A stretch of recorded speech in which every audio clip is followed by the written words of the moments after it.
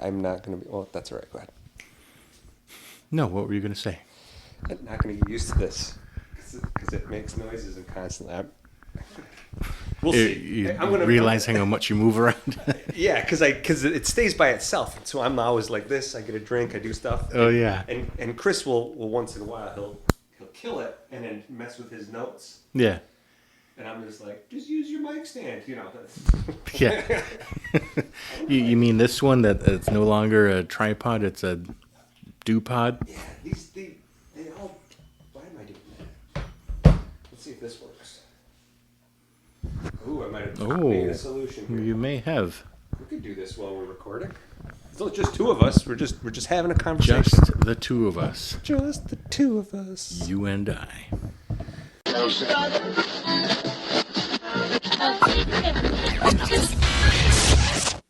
We can make it if we try. Hello, and welcome to Depth Perception. We discuss movies and dive into how films direct the way we experience them. We create a perception of sound, a perception of sight, with a dimension of mind. We move into a land of both shadow and substance, of themes and ideas. So earlier this season, you may recall that we missed out on the Tin Man during our chapter on justice. Well, today, Tin Man gets even. We're making up for it right now. It's just me and him tonight. Welcome, Tin Man. How's it going? Just me and you today. I feel like we're between two ferns. You're already finishing my sandwiches. Oh, good. Well, this is part 1 of our chapter on the sentiment of Happy Mother's Day. Yes, a few months late, I know, but our appreciation for mothers is not bound to a single day. No less. No less, no more. no more. They got nothing in May. It's today. Today. They better appreciate it. So this chapter is actually going to be split into 2 parts because we have 2 different lenses we will be discussing this topic with. So part 1 today is from our view as a father and spouse.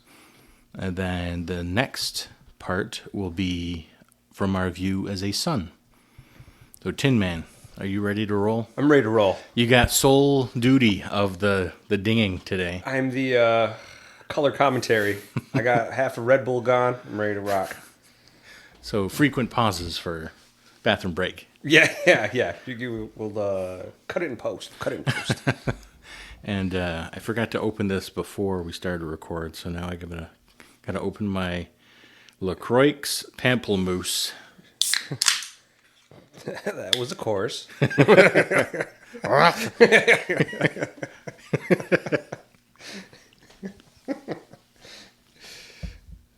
All right, ding me.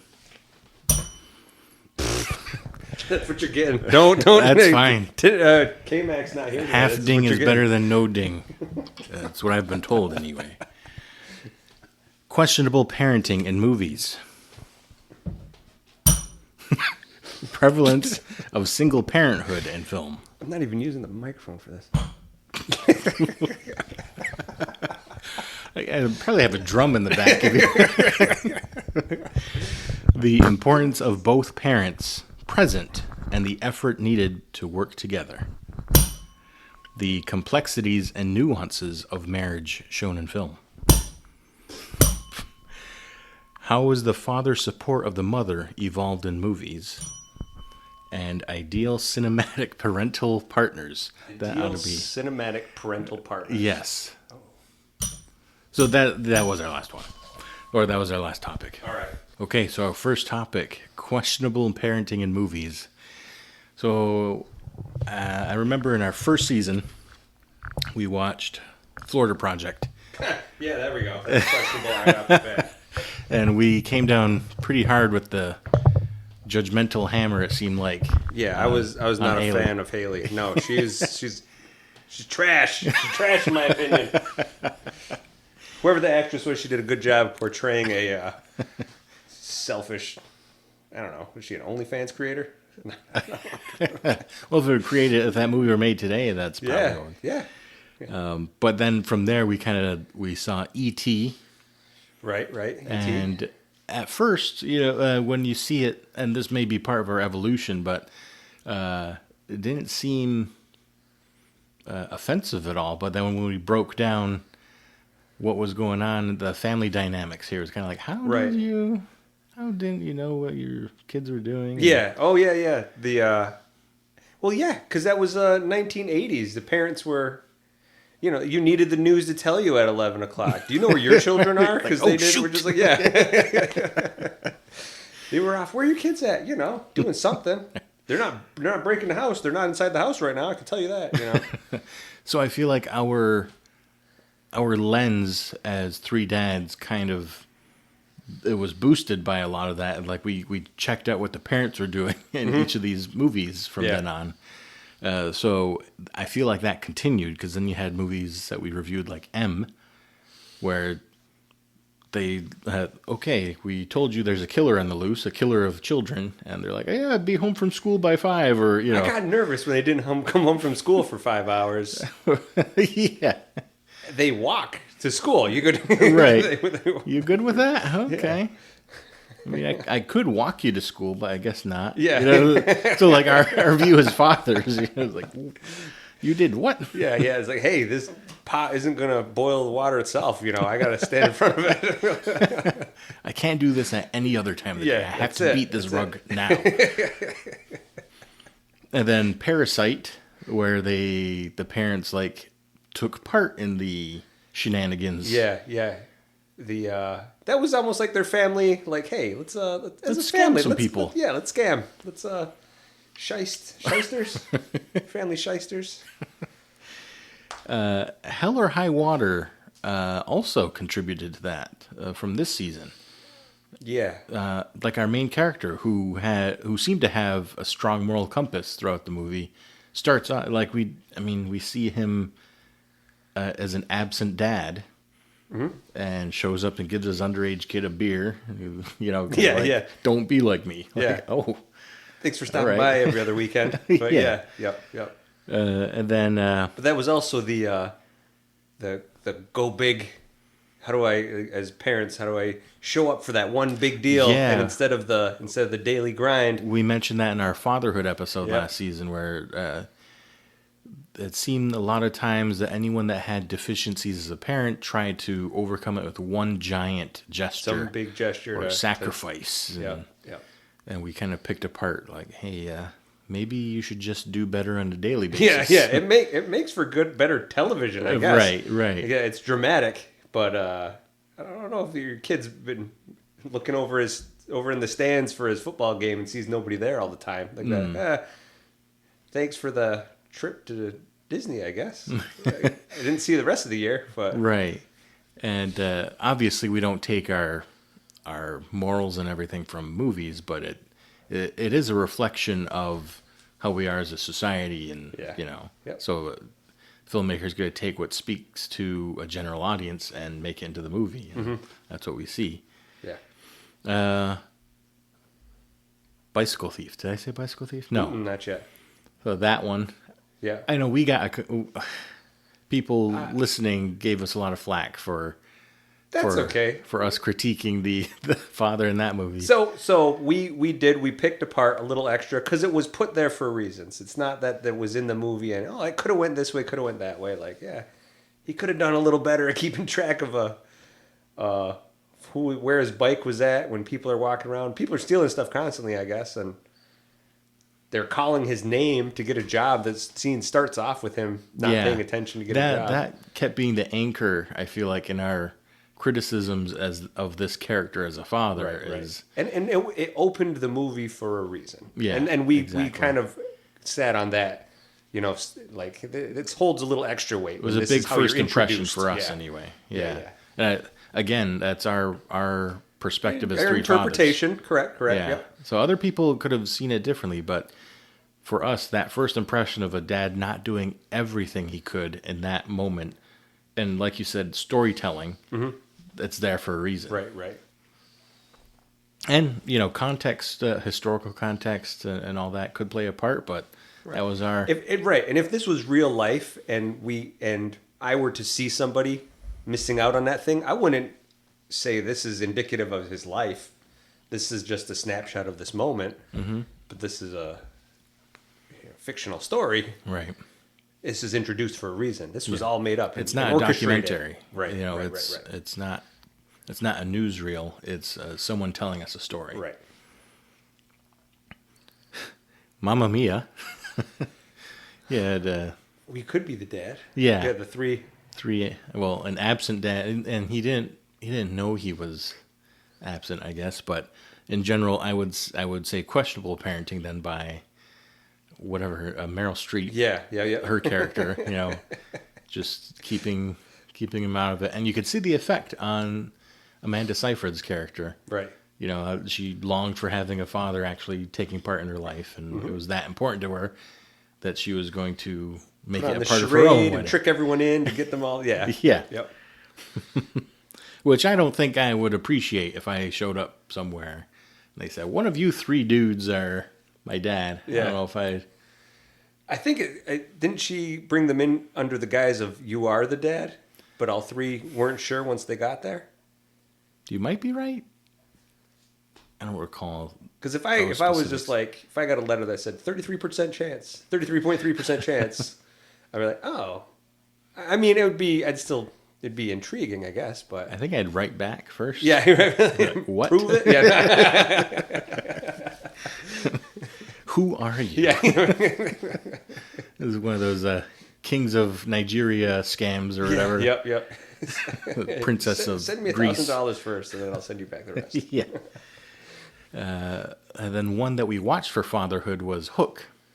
Yes. Yep. And you could probably say Train to Busan in the same... I mean, we did watch it for fatherhood and kind of the same criticisms of the father not being present day to day, still being there with the child, but not being present. Yeah, he's checked out. He's around. He's only focused on work. Yeah. There's no other support. What are examples? He gives them a present. It's like a video game system, and it's like It was a Wii, I think. It might have been a Wii in Train to Busan, and it's like, you got me this already. Yeah. And then with Hook, just being on the cell phone all the time. I'm on the call of my life here. Why don't you tell him to shut up or something like that? Yeah. And we just watched Coco. Coco, that's right. I think a lot of probably different perspectives on it, but for Imelda to keep Hector out of everyone's lives after what he did and not even give his history to the rest of the family is that's rough. I mean, she is Latina. That is what it is. It's going to be a reoccurring... I joke. That is the Tin Man. He's made of tin. His facial expressions don't change. You can send your hate mail to... So an underlying thing I'm going to have throughout this episode is a lot of references to Disney movies with parenting and sort of thing. Okay, interesting. So, all right, so it is movies examples I have seen, I can get on board with. Okay. A lot of examples, though, I'm going to pull because it is just the two of us. I can't bank on K-Max filling the gaps. Encanto, you still haven't seen that one. I have not seen Encanto. Brave I have seen. Yeah. Yes. So the mom just... I guess the dad to an extent as well, but the mom turns into a bear, forced to learn a different perspective about her daughter, and forcing her to adhere to standards or cultural limitations. Expectations. Yeah. As well. That her daughter just isn't naturally going to follow. Right. I guess. She has like a natural aversion to it. I think of the scene when they're immaturity. They're trying to get the suitors for her. Yeah. And they're trying to hit the target with the arrows, and she's just like walking by and like hitting all bullseyes, better than them. Yeah. Mm-hmm. So I thought that was pretty good. But again, you're being shown questionable parenting. I thought that was a great scene too, because you're shown questionable parenting as well, but it's rising conflict because her showing how better she is than the suitors not only is like a defiant act against the family, but it's like almost a shameful act for them as well. Like everyone around them isn't going like, "Wow, she's so amazing." They're like, "Wow, she's Like, got how, problems." oh, man. Yeah. That king better. Is he Yeah. still a king? I can't remember his title. Gotta be. Yeah, you know, King of Scotland. he was one of kings, right? He was like a feudal lord of some kind, right? Yeah. Well, either way, it's kind of like, oh, this guy's daughter. It must. Merida. Were there any other? I wanted to ask you this. Oh, he is king. King Fergus. King Fergus. You and your impressions. What did you think of Fantine in Les Miserables? Like a unfortunate character. Do you, in the context of questionable parenting? Okay, so she gives Cosette, Yes. the daughter, to Courgette. Cosette, to the not man of the house. What's the song they sing? What's Master of the masters to the masters of the house, to be watched, where she gives money to the. I don't know. Maybe in the time and the place they live, she could have starved if she didn't do it. You know, if it meant she was doing what was best for her at the time. Sometimes, without historical context or background to attach to it, if she thought she was doing what was best for her daughters, you know, it's tough to say otherwise. How would you distinguish her from, say, Haley from Florida Project?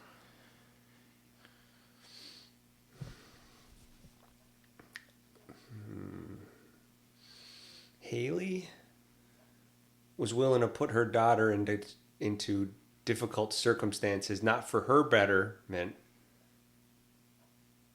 I don't know. I felt like it was just out of selfishness, immaturity, that she kept her around, not realizing like what she's doing to Haley or what she's doing to her daughter is just is giving her no leg up for her future. She's paving a path for destruction for herself and for her daughter. If I had to suffer so that my children can have better, that's what I would do. And I felt like she wasn't going to do that. She wasn't mature. Almost like she wasn't mature enough to understand it. I shouldn't give her so much grief. It's almost like she doesn't have the capacity for the maturity that it would take to understand what she needs to do for her daughter. So she lashes out like a child. She slaps her period pad against the glass and acts out like a immature, like know. She's 18 or whatever she like actually she's like is a in the hormonal movie. child that can't control or function how like an adult or how civilized society could work. So I could give her a little bit of slack, but Because she does resort to like prostitution as well. right. But yeah, I think the big difference in storytelling is that Haley is one of the main characters in the Florida Project, and with Les Miserables, we just get a sliver of her character in the movie. Also, Cosette was not Cosette. It is Cosette. Not the mom. Oh, that's what I meant. Fantine. Fantine was also like trying to do honest work. She wasn't stealing and tricking. Mm-hmm. Tricking, right, like literal right. tricking. Yeah, and she tricking. actually tried to, and she got fired or whatever. Right. And then she kind of got ganged up on for doing nothing wrong. Well, I think there was overlap though, wasn't there? Because that's why her coworkers ousted her to the. I don't know if she was foreman. Was she sleeping with the foreman? No, they said, look, she's got extra money from something. Yeah, and the foreman like saying his little bit, you know. Right. So I feel like there was overlap, but okay. Once she got fired, she went full blown. Oh, okay. And, you know, and I could be wrong on that, but that's how I'm remembering it. All right, I'll have to look into it too. I thought it was the money she had left over was because she was saving portions of it, like Like she would get some, spend it or save it or whatever, hide it away so that she could give it to the daughter. Well, there's one way to settle this. But if she was tricking Johns on the side. Tricking Johns. Why did... We have some fans out there that have seen the play and have watched this numerous times. If we're wrong, put it in K-Max's ear. Let him hear about it. Okay. So Mr. Google for tonight will be played by Mr. Vozly. It says here in Les Miserables, Fantine was fired from her factory job because she was an unwed mother.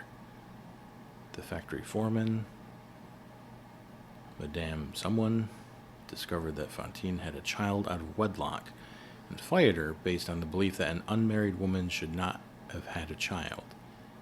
So pretty big social context there. Yeah. In a historical context. Yeah, okay. If that be the case, then I still have more understanding for Fantine than I do for Haley. I mean, if you're going to get kicked out of a factory job, I've worked at a factory job. Shout out to Delphi Harrison GM right there. I did 3 years in that prison.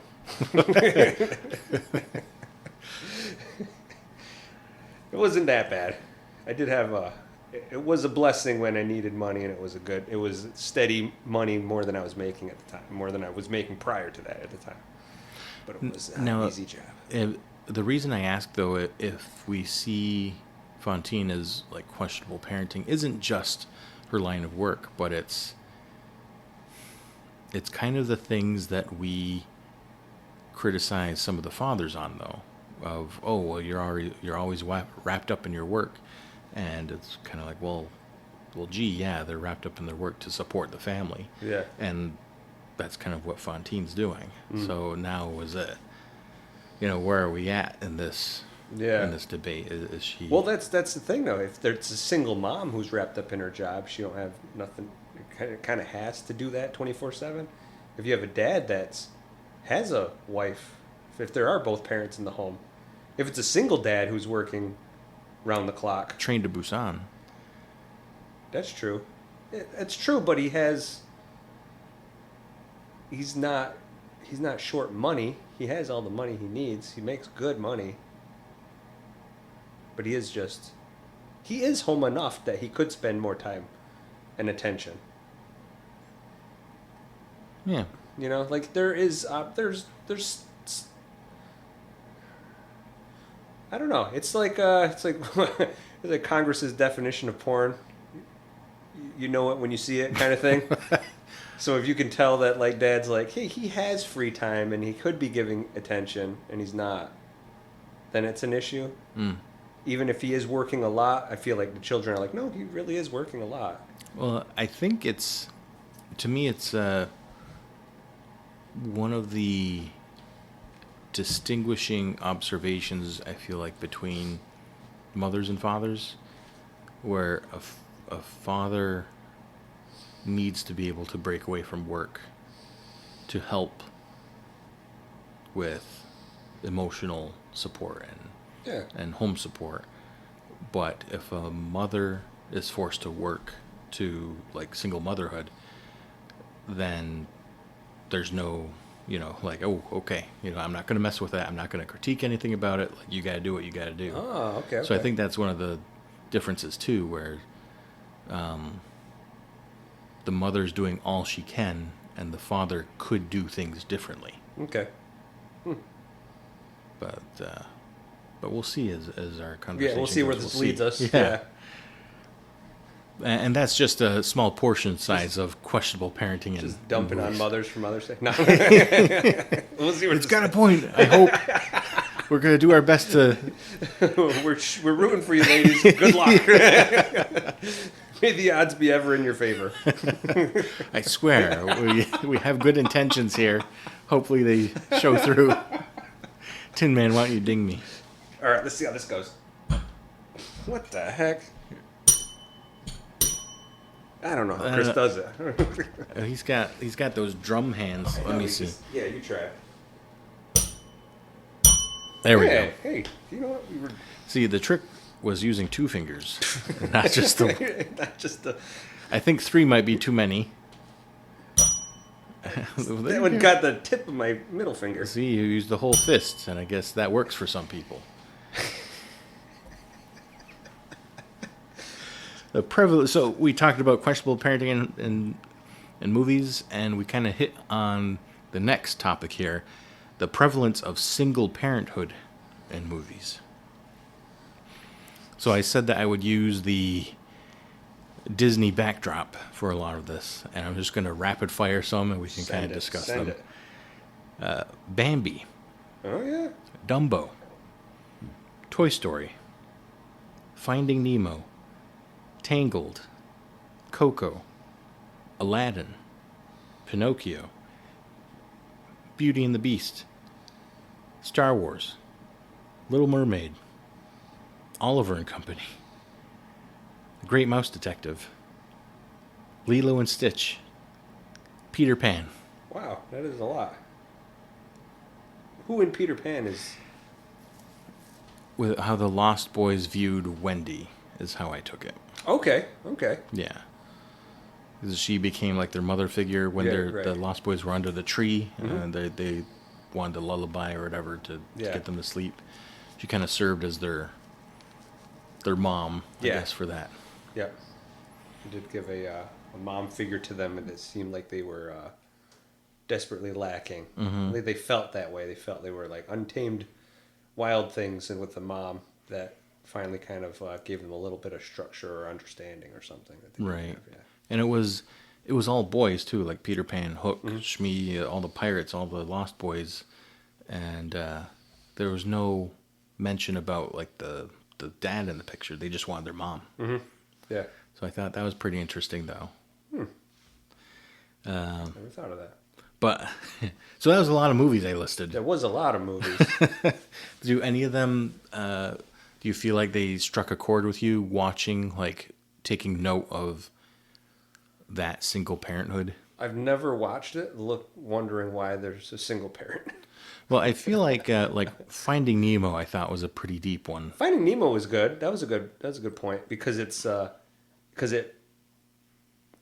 Nemo's almost a secondary character to Marlin, who's looking for his son. Yeah. Who's so desperately willing to cross oceans for this son because and the grasp that he had on his son was so tight. That's why Nemo fled in the first place. But he had almost the death of the mom and the rest of the children, like was the catalyst for their kind of not super healthy relationship, which led to the rest of the movie. And then this adventure, which eventually heals that, gives him some understanding, some a longer leash for his child, give him a break, let the son explore where he needs to, and the son understands and loves the father for all the work that he's put in now. It kind of healed everything with this adventure. But the mom not being there was, and the death of the mom right in the beginning, was it a barracuda? Is that what it was? Kind of led to the fracturing, and then the adventure led to the healing portion of the story. But yeah, that was that needed to be there. It wasn't just an absent character. And it felt like such a vacuum of space, even though we didn't know this. What was her name? Was her name Coral?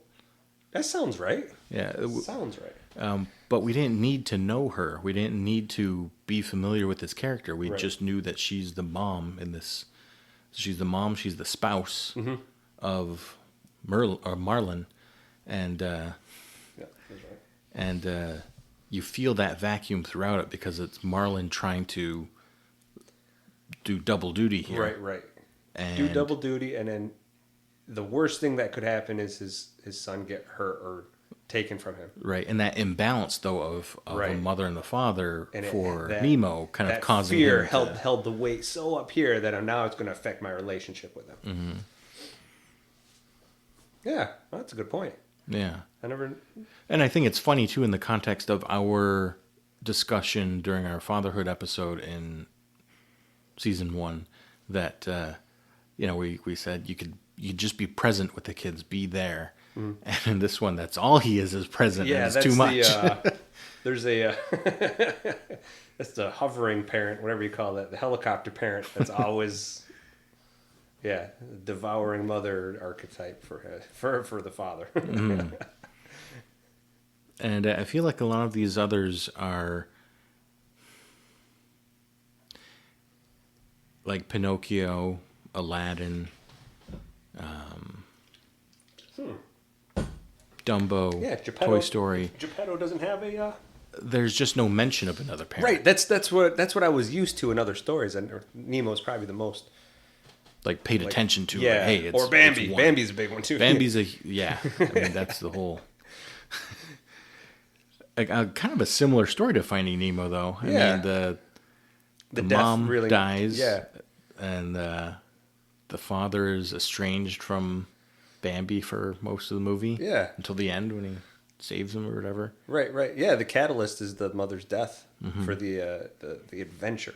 For the healing, I guess, the healing process. For the child character to learn things in a different way now that mom's not there. Right. Dumbo, I think, is there's like a small handful of movies that will get me misty-eyed pretty reliably. Coco's one of them, but Dumbo is another. I don't remember all of Dumbo. The scene that I remember most that like gets me is when she's chained up after she's just trying to protect Dumbo, and they're making fun of him, and she kind of attacks. She attacks. She hurts some of the people around her, right?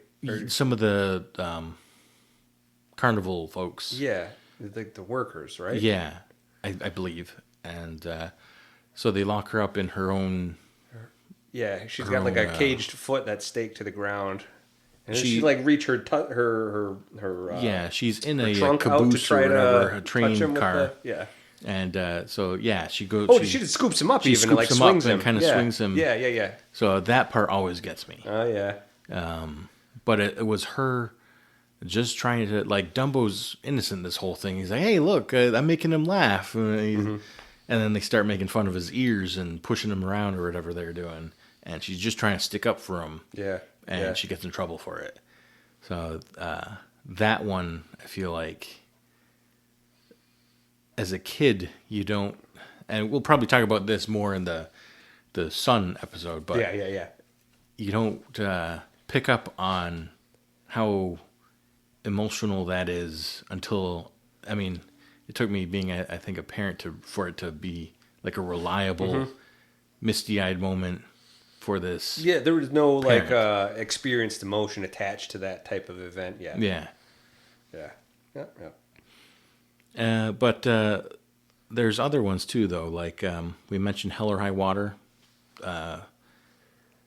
Not just our main character, because I guess it'd be two separate single parenthoods because the father's so absent. With I did it again. What is his name? Starts with a D, doesn't it? Yeah. Every time I reference this movie, I forget his name. Because they both have D names, right? Yeah. No, T. I know it's weird names. What's their real names? Just use their real names. Chris Pine's character. Chris Pine and Ben. It's Ben, right? Ben, yeah. Trent? Am I making up names? Yeah. It's a last name. Is it Turner? I'm going to just go through all the... Toby. Toby and Tanner. Every time. Toby and Tanner. Toby. So it's not... now I can't remember the point I was making. But it's not just Toby being a single dad and his baby mama being a single mom, but their mom also. You kind of get the backstory where the dad was abusing them. Yeah. Tanner got involved in a, quote, hunting accident with the dad. But then it was the mom raising both of them after that. Yeah. And then kind of the, again, hints to how they're brought up, but it sounded like she didn't care for Tanner, even though he kind of saved them all from the father's abuse. Right. But how about I'm going to bring up a movie for you, just for you. Okay. Terminator 2. Yeah, there's a mother figure right there. A single mother figure. A single mother figure. Yeah. He he's an absentee father. Like, he did travel back from the past and get killed by a Terminator. To be fair. But the prevalence, though, of single parenthood in movies, yes, it makes for good, conflict and opportunities for redemption and growth to see in a storyline. But it's also interesting to see it so prevalent in movies that it is kind of a lot. Like that is quite a list of just Disney movies. Just Disney, which is supposed to be your most family connected, related, right? Children's stories, and it's like you get like a few, like Cinderella. I don't think she has any parents. Just an evil stepmother. Just an evil, yeah. Yeah. Yeah. And I feel like even if you have movies or stories with two parents, every one of these right here, none of them. Yeah, have, I got. That one's a kidnapped orphan. I Eventually got has princess parents. Posters. Yes, I know how that sounds. They're specific art pieces from the Riviera Resort in Disney World, so they're sentimental. But yes, I have 4 Disney princesses up, and I think every single one of them has a single parent or no parent. That one doesn't ever find her parents till forever. And Tangled. Oh, yeah. Tangled just has a evil stepmom until the very end. Right, she's a kidnappee. We have a movie you brought up in our fatherhood episode for Triton and Little Mermaid. Yeah, where like as a kid you're like, she's 16, let her live her life. Now I'm like, she's 16? What's wrong with you? And we got Cinderella and then Snow White. Did she, in the original cartoon or the original animated movie, I don't know that we ever got to see her parents, did we? The father's remarried to the evil queen? I don't know. That's an earlier story. I don't know if that's in the that's in some versions of it that aren't the Disney version, if I'm not mistaken. You know what? I'm even gonna open up our own playlist from the podcast and kind of count down all the ones that may have single parents in them. Godzilla -1, the very first movie that we reviewed. Yeah. Oh, nice. We talked about Florida Project. Snow White's Grimm's brother. E.T., Train to Busan, Night of the Hunter. Yeah, single. Is she even a mom? Well, wasn't the kids, because the kid's dad went to jail. He's an orphan, right? Was he killed? Yeah, the father. Or not an orphan, but a single mom now. Yeah, I thought well, either way, the mom or the lady that ends up taking care of them is by herself. Yep. Wolf of Snow Hollow. Wolf of Snow Hollow. That was such a fun, quirky one. We talked about Mamma Mia. Let's take a... Children of Men. We talked about Hell or High Water. No dad in that one. Bicycle Thieves. Parasite. Well, not Parasite. Just bad parents. Sugarcane. Yeah, Sugarcane. That was a generational rough on parents. Mm-hmm. We talked a little bit about Les Mis. I guess Sweeney Todd. Yeah. Would that be... I mean, it was like 3 separate... I mean, Judge Turpin was raising her by himself. Yeah, right. And then after she was old enough, he was going to marry her? Is that the plan? Yeah. Is that the plan, Alan Rickman? What a bad, terrible plan. Was it acceptable back then? I'm going to raise this girl as my daughter. He was the judge. Possibly my wife. We'll see how this goes. Well, let's hit the ding again. Let's see how this goes. of a gun. Not well. Let's try it with this thing. Ooh. You owe me a new bell. Going from single parenthood in movies, we've got the importance of both parents present and the effort needed to work together. So I got a handful of movies here. Okay, where that's highlighted. I think I found two movies where there was both parents there and they were positive role models for the child. Hit me. Who was the main character? Yeah. Juno. Oh. So that's at the time Ellen Page, and Michael Cera. Mm-hmm. The parents are man, I'm not good at this. J.K. Simmons. We need it. That's what you're doing, the drumsticks. now we see it. I was whiplashing. Yeah. Whiplashing. What is a J.K. Simmons? Whiplash. And then Mom. The mom's mom from Mom. But remind me how they were as positive role models. Okay, so it starts off with Ellen Page finding out she's a high schooler and that she's pregnant. She tells her parents, and her parents kind of give her a little guff about it. They express a little bit of disappointment with her, but then the mom kind of kicks in and is like, okay, well, we need to get you set up with a doctor, prenatal vitamins. We need to get you tested to make sure everything's, that it's official. And we've got to get you started on what you want to do.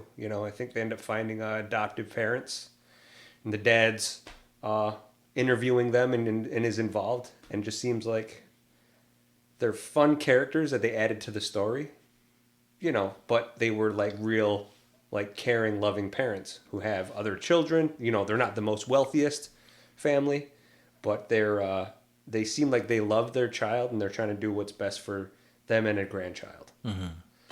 And that's how that's their characters in the role. And I thought they did a good job of expressing that. The other one I had was Easy A.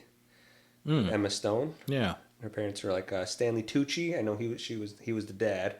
I can't think of the other one, but that was where the parents were clearly in love with each other, and the daughter was going through some things at school, and they kind of were just like, well, here's how you can handle it, and kind of just light and above the little bit of turmoil that the daughter's in. They're like, yeah, you are in high school. Things are going to get awful. It's not a big deal, though. You'll be all right. We trust that you'll be okay. Mm-hmm. And kind of poke fun at her a little bit. They just seemed like they were light, fun parents that like without being like dismissive. Without being dismissive. Without being over judgmental. Kind of really were. They definitely seemed almost like a little bit of hippie, open-minded mm-hmm. parents, but had a fun, loving air to them. And so I thought those were two examples of like good parents in films where they had children were going through something, offered them guidance and understanding. There were parts where it got real emotional that they had to be there for them, give them possibilities of how to follow through or how to get out of this, or that it's not going to be that big, you'll be okay. Moments for them, that mm-hmm. they'll still be loved at the end of it. And then they allowed the children to kind of move on and win whatever ordeal they were dealing with and come through on the back side of the story better for it. Mm-hmm. So those are my two examples that came to mind as I was just kind of going through parents and nice. Movies. So those two. The first one I'm going to talk about is a little stretching the boundaries a little bit of what I asked, but Finding Nemo. Mm-hmm. You got Marlin that is so uptight and anxious about taking care of Nemo and not letting go, and it's this imbalance of his own character. That there's no relaxation, there's no fun, there's no perspective, there's no that parenting that you were just talking about, where it's like, well, here, this is part of being young. Yeah. You're going to experience some things, and then you grow when you get older. And he was kind of not allowing Nemo to experience any of that, like going to school with the other fish and I would even say like the parents' roles where we're husband and wife and we have other things to do. His role, like his life, was just dad. Yeah. That was his purpose in life, was just being dad, nothing else. And like not even dad in the full sense of the word, but like just the protector. Yes, yeah, and just the protector. Yeah, there's no encouraging to grow. There's no right. How do I guide you into being an adult, a good adult? How do I guide you? How do I move you into this? Like, no. How do I keep you a small child where I can keep you right here, safe, without getting hurt, and without growing up? You stay in experiencing this. I'm gonna mispronounce this. I know it. I can spell it. Anemone. Yes. I'm not gonna try again though. But you're gonna keep him around the enemy? No, an enemy. But when he meets Dory, this is what I mean with the idea of both parents being present and the effort needed to work together. I don't want to say that Dory is like a spouse to Marlin, but she was that balancing factor that he needed to gain that perspective on how to incorporate some of those things that we just talked about into parenting. Yeah. And the idea of Dory forgetting everything within 5 seconds is, I feel like it was so good for Marlin because he's remembering things that happened to Coral and the rest of their babies, right? From the very beginning of the movie and the very beginning of Nemo's life. And she is on the opposite end where she can't remember things 5 seconds ago. Yeah. And so that needed to incorporate itself into Marlin's parenting, where it was, things are going to happen. You just have to keep swimming. She's still alive. Yeah. Just keep swimming. So I thought that was a pretty cool storytelling thing, but also kind of relates to what I'm talking about with the importance of both parents present. It's this idea that you get different perspectives, and I think that's not just parenting, but just understanding of life and how you carry yourself is different perspectives on how to treat different situations and how to learn from them. Yeah. And I think the other movies I'm going to talk about kind of show that as well. Okay, nice. True Lies. Oh, that's a good one. That's in my top 50 if anyone's seen True Lies. Hopefully everyone. Yeah, that's a classic. Like, that's a top tier 1990s action adventure. One of those borderline PG-13 rated R movies that wanted to watch all the time when I was younger. I was like, oh, it's a I still want to watch it all. Over the top action movie right up there with like The Rock and The Mummy. These fun action adventure movies that were like, oh, that's what the box office hits are for. Mm-hmm. That's a classic. That's a good one. I like that one. Yeah. So like the beginning of the movie, there's two separate parents living in the same house with two separate lives. Yep. Each parent's living some side life. And Harry's got his secret, secret agent life. Yeah. And they don't know anything about each other's business. Right. They've grown apart. They've delved into their own separate lives and borderline affair going on. Borderline affair. They have a barely held together. It's not barely held together marriage, but their marriage is based on very simple, like, we just show up and we do this, and that's it. It's just right. We have a house, we have a child, we have jobs. We have jobs. That's it. We're done. It's boring. It's whatever. It's mundane, and we don't need to know more about each other. And she's looking for more excitement. Some guy's giving her a little bit of interest, and so she's, feeling dangerous for a change. Mm.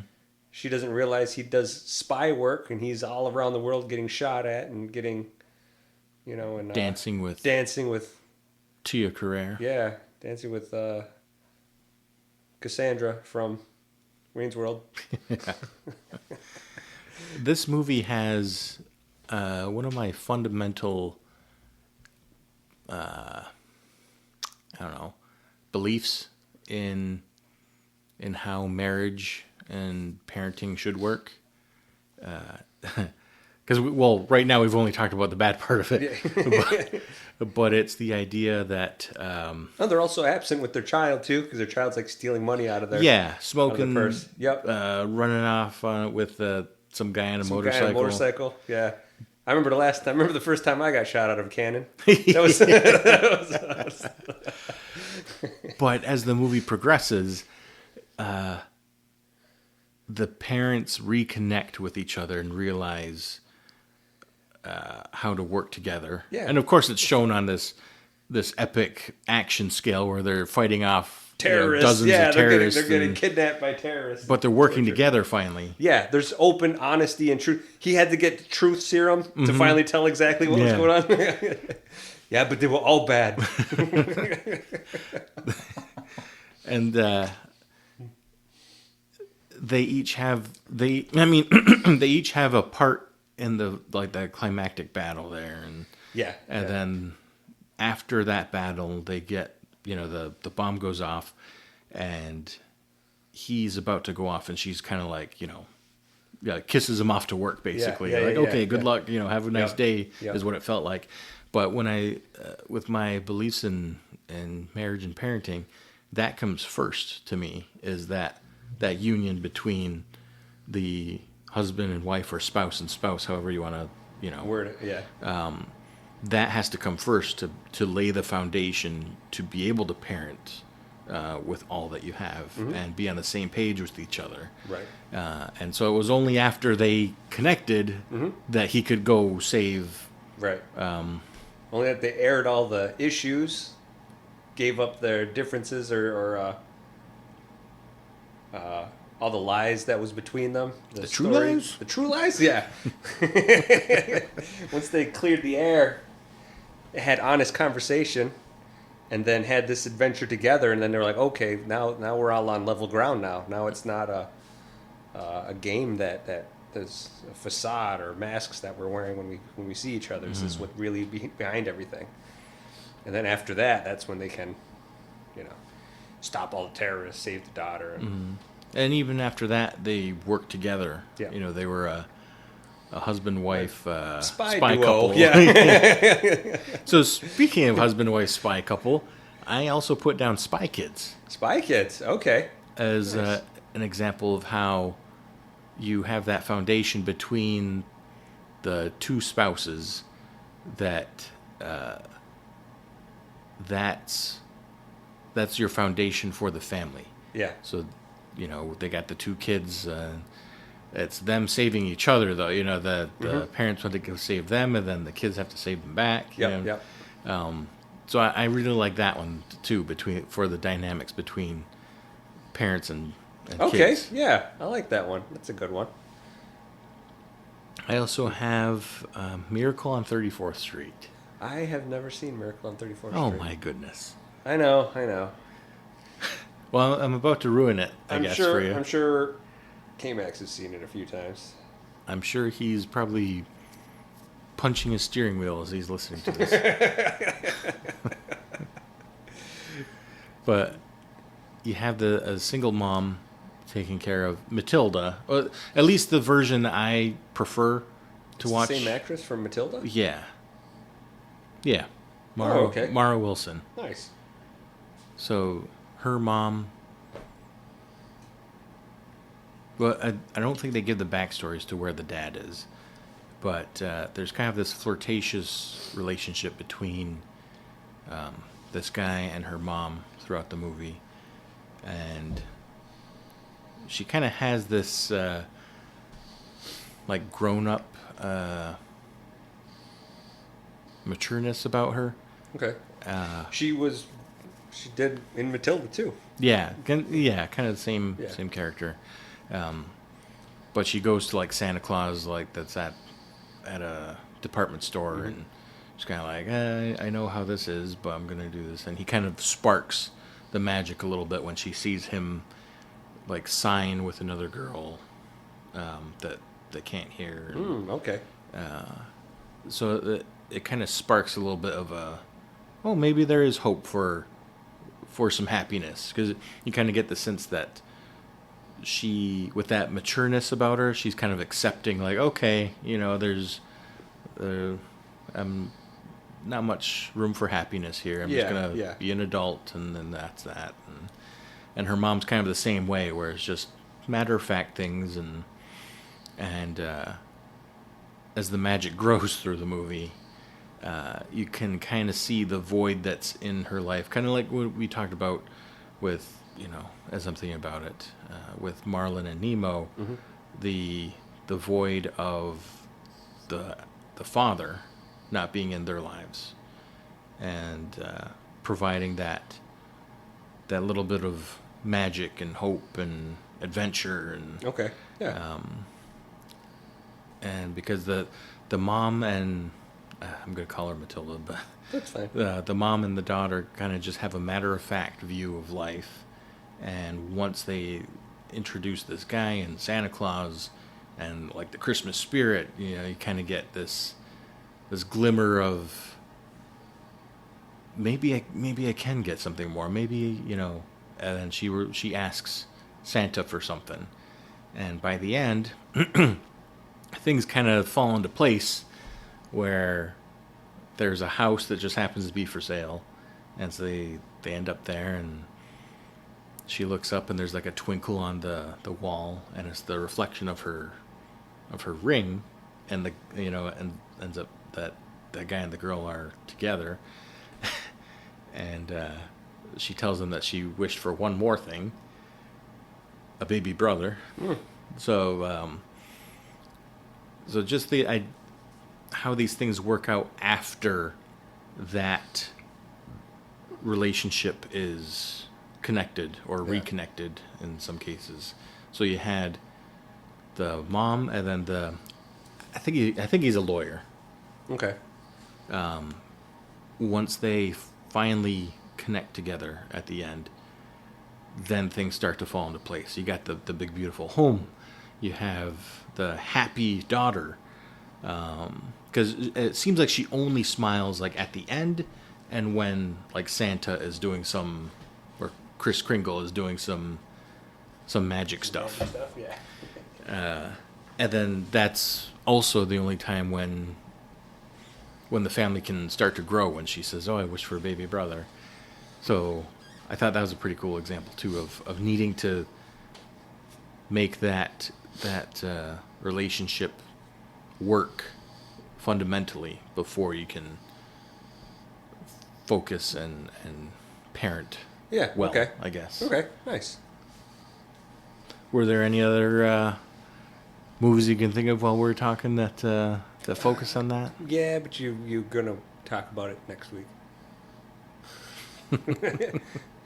I don't know.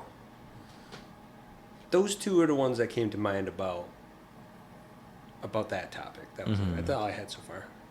Okay. Well, we hit that dinger. Dang it. Ooh, gentle one. Soft and gentle. There we go. The complexities and nuances of marriage shown in movies. Okay. So I have some examples here. All right, you're going to have to start first because I did 0 on that. And one is just the other day that I watched. Oh, okay. Yeah. So when I say the complexities and nuances, it's not just divorce and affairs, or keeping the spark alive, or the struggles of finances or parenthood, or even gender roles. Because I think those are pretty common themes and storylines in movies. But there's some movies that have really intricate emotions and situational observations that only come with experience. And I feel like I've watched a few where, maybe I've seen them in the past, and it's kind of like, okay, and then I see them after having a 9-year marriage, or I've been with Steph since 2007, but it's only after being together that long you pick up on some of the complex emotions and journeys of some of these characters. Oh yeah. So first I'll bring up Eyes Wide Shut. Oh, okay. Have you've seen that? I've seen. I'm not gonna say. You're I've gonna only see seen parts one- of it. You sicko. It's just the whole party, right? It's just a party scene the whole time. The movie's only 20 minutes, right? So you had fragile masculinity in that movie. I guess towards the beginning, you had this Christmas party, and both spouses are at this Christmas party, and both kind of have borderline, I'm not going to say affairs, but I guess I'll just describe them. So Tom Cruise's character is talking to some young ladies, you know, look like collegiate aged, and it seems innocent enough, but at the same time he's joyfully continuing this conversation or this chat with there's like multiple young women, and at the same time you got Nicole Kidman's character who is having this I'd say flirtatious, but this conversation one-on-one with this older gentleman, and he's kind of hinting like, you know, that he wants to be with her, and she's pushing back, but it's like a flirtatious pushback, it seems like. Okay. So they each have like their situations that they're in that are a little, you know, Dangerous? Yeah. Okay. They have potential to be dangerous Right. in terms of their relationship. But they end up in a room together, and she discloses to him that there was a time that she almost, I think they're on vacation, and she almost had an affair with a guy. Okay. And she still thinks about him even when her and Tom Cruise are together. And this like devastates Tom Cruise, or you know, his character, and he goes on this journey in the middle of the night to, and this is where it gets a little complex. Is it to get even? Is it a free pass? Is it to see if he's still manly enough to accomplish things with women? It's even hard to verbalize, but I feel like as a married man who would be put in that situation, it feels just so complex, and you don't know how to get over it. Because you're hurt like that, and you don't want to be vengeful, but you also want to recover some of that masculinity that he was, you know, that he just got dismantled. And so I'd like to rewatch that one again, not for the same reasons as you, but I'd like to pinpoint like the different emotions that he goes through, because there are times where he has the opportunity, like he ends up at a prostitute's place and he could be with her and chickens out. I think he still pays her. But it turns out that she has HIV, I think. Okay. And so it was like, oh, well, good thing you didn't. And so it was like different things in the universe were confirming, like, okay, it's a good thing you didn't cheat, and it's a good thing you didn't act on these. Huh, that's interesting. Yeah. That's a Stanley Kubrick one, isn't it? One of his last. It might be his last. But yeah, that one's very complex, at least for my perspective. So that's a complex and nuanced husband-wife story. Yeah. Okay. And towards the end there, it's kind of like he's able to deal with it, but it's kind of like, hey, we have to make this work for our daughter. And that's pretty much where it's left at. Okay. And you're not really sure if she's apologetic or whatever, but he's at least got the strength to say, okay, you did that. I got one that came but to we mind. got to work together for this. Okay. All right. Which one do you have? It seems weird because it's a Gone Girl. Because it's not really that realistic. is in my list, though. Yeah, is it? Okay. You bring it up then. Go for it. All right. So that's a complex relationship between a wife and a husband where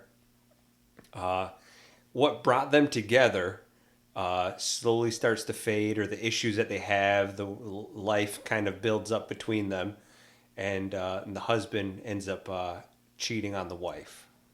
The wife, in turn, gets back at him by staging a murder for herself and making him out to be this social pariah for this missing, kind of little celebrity.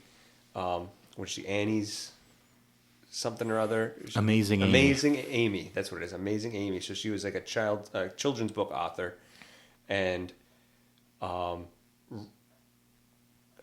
she kind of, what's the word I'm looking for? She kind of created this narrative that he had killed her, and then built this whole almost like a scavenger hunt for him to find clues that and for the police to find clues that makes it more compelling argument against him that he did murder her.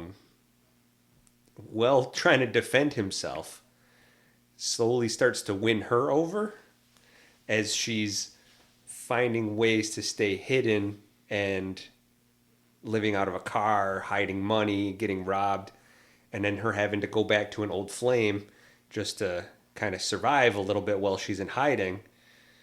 In doing so, ends up having to murder him, but kind of getting won over by the husband's new, revived version of himself that she fell in love with. Motivated, driven, suave. Yup. Clean, suave. He's not that he's not the Ben Affleck meme that's smoking and is just tired with the world.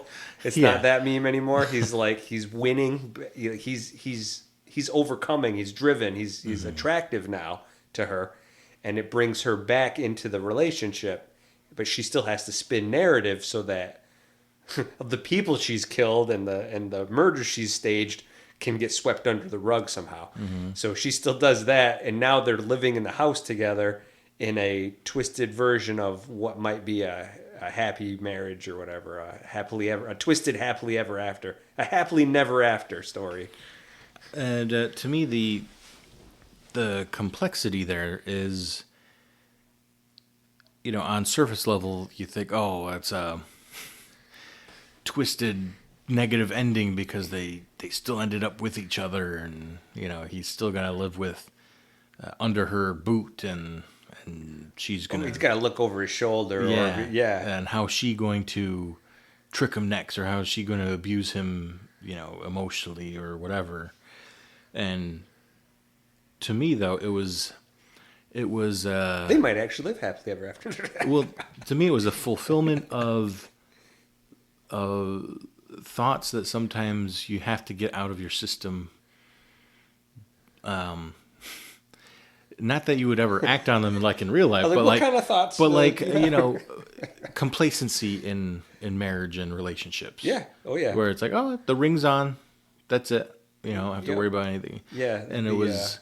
That's a good word for it. It was trying to, stay motivated and stay the person that got them to begin with. Right. Or even evolve to become a better version of yourself. Because when me and my wife met, we were teenagers. Who am I going to be at 40 is not the same person as I am at 18. And can I rise to the occasion, evolve, become a better, more understanding, a better partner for her, even in this new version of myself? We are different than we are in our teens, our 20s, our 30s and 40s, 50s, going on. Can I evolve and change, adapt, and still become that person that she needs me to be, and and still have that spark that we did as we were 18. What did we do back when we were 18 years old that kept us fun and excited? Let's do that while still being a more mature, a more, my position at work is totally different. My position with my children is totally different. When we were younger, us having a good moment together was us, like not only finishing each other's sandwiches, but like, getting the diaper bag. I got this bottle. I got these diapers. I got these clothes. Sweet. Like we worked together like a team to get this kid out the house and like covered all the bases needed. Be like, I forgot that. Nope, I didn't forget it. I got that. Oh, sweet. And that felt like a cool, like in sync moment. But those moments are gone now. Our children are all grown up. We don't have to change diapers anymore. Till the grandkids, I guess, come around. But until then, what are we doing that fills those gaps in our relationship? What are we doing that keeps our spark alive like we were 18, or also, keeps her dreams fulfilled with me helping her helping me with mine? And those dreams will change and be different. So that is an interesting having a killer, a legitimate killer in this story, being like, he's now the guy I want again. Right. And they could, if he could ever bring his guard down enough to accept her who she is, he might actually have a decent marriage. Well, I mean, that's the way I viewed it. Is though. it really? Yeah. Okay, that's kind of cool. That's the way I view it now, in a a twisted way. Yeah. But all the resources that Ben Affleck's character, Nick, I think is his name in the movie. Nick, yeah. All the resources that he has to go to are forms of like therapy and able to vent frustrations. His sister calling him out. His sister's like, "Why did you have this? You lied to me. You lied to them. You're twin, right? It's his twin sister, and it's all tricks and lies that he's been doing to everyone that all kind of get exposed.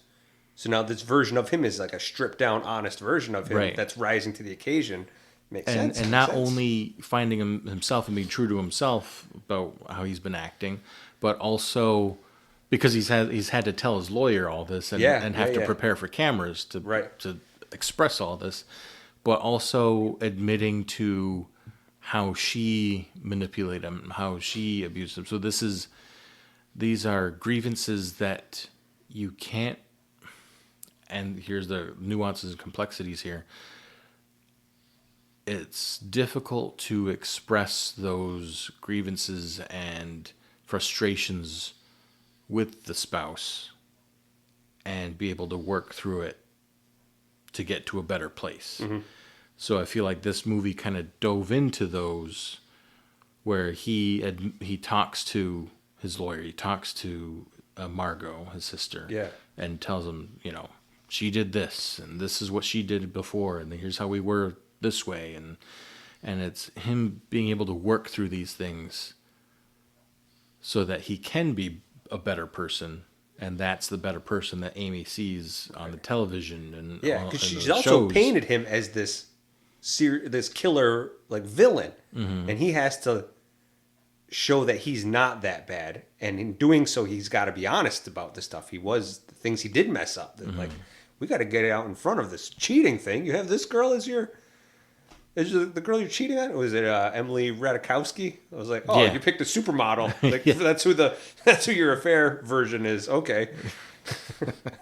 So they had to, okay, let's be honest about this and get this all out there. So yeah, that is kind of cool. I never thought of it that way. Yeah, and then on her side, being able to appreciate the good things about him and see the good, how he's improving himself in order to come back. And while also very literally eliminating, the ex-boyfriend, the loose ends on her, on her part. Right.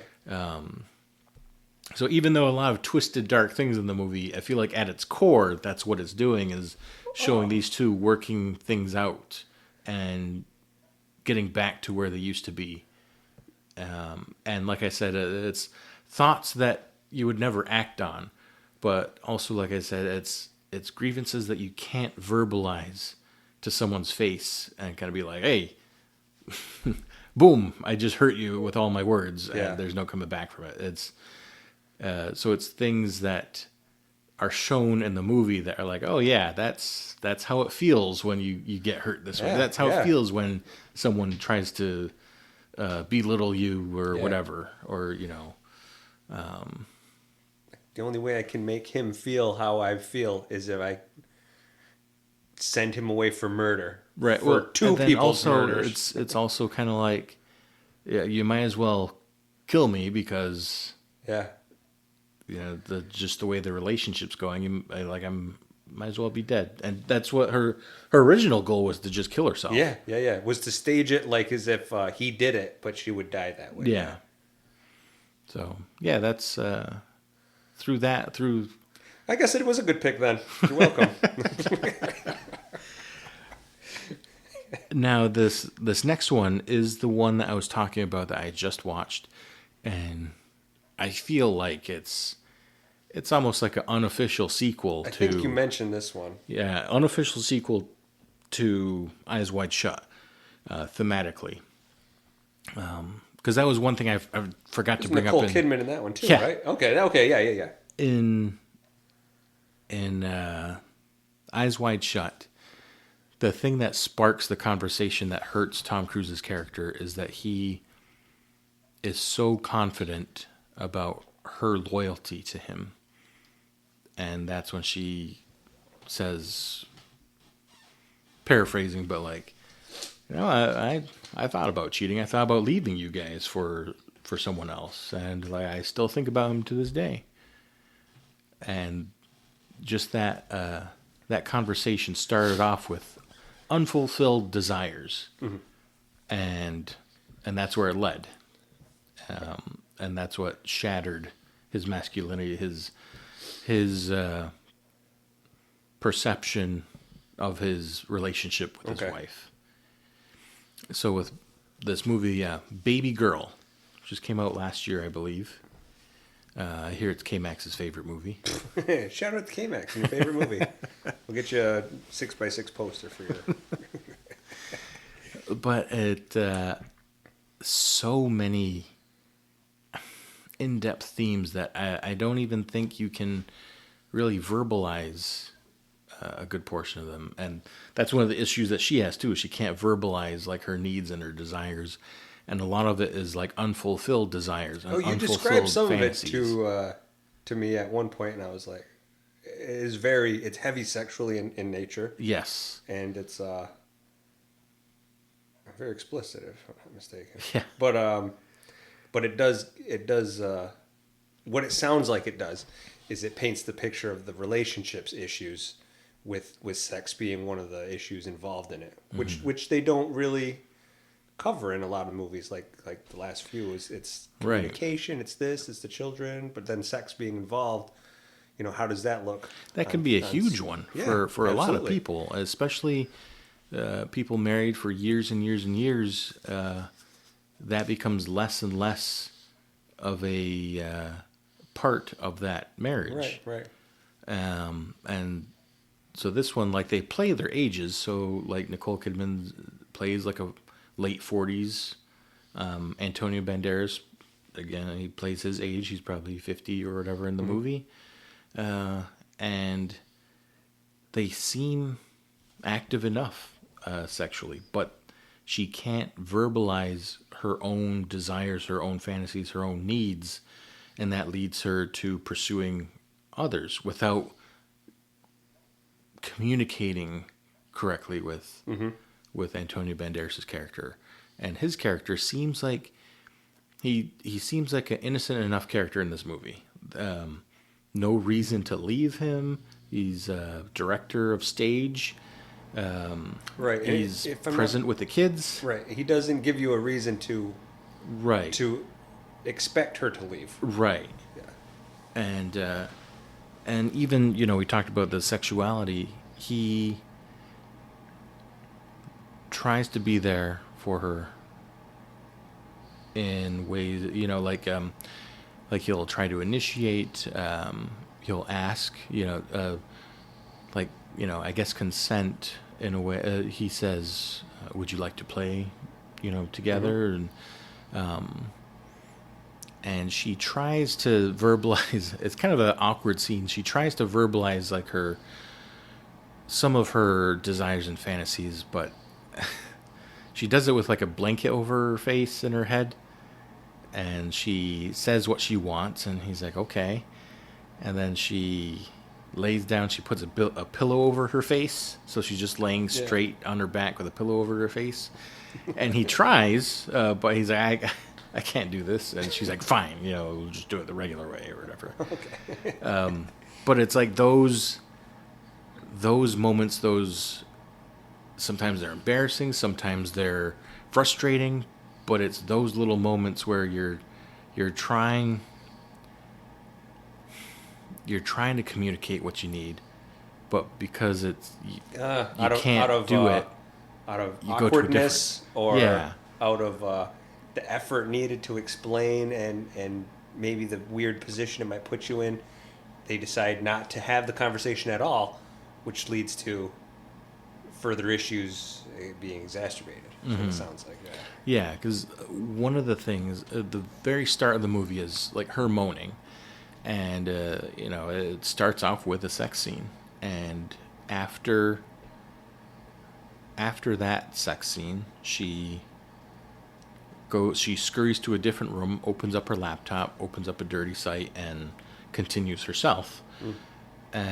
So you already get the sense of the secrecy, the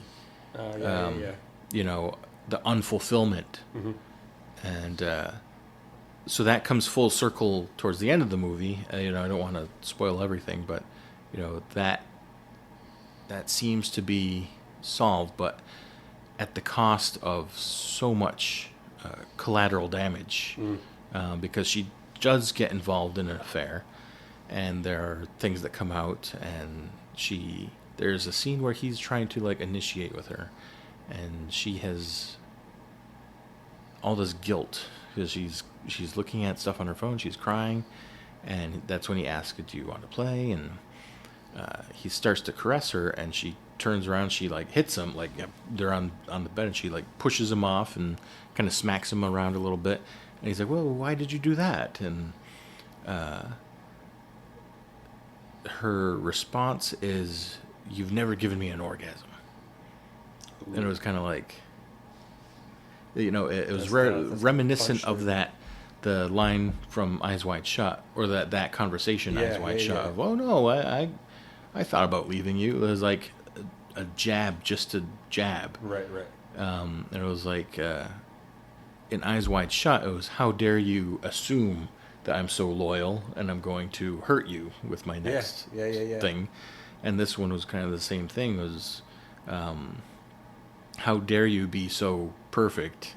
So I'm going to hurt you with this next line.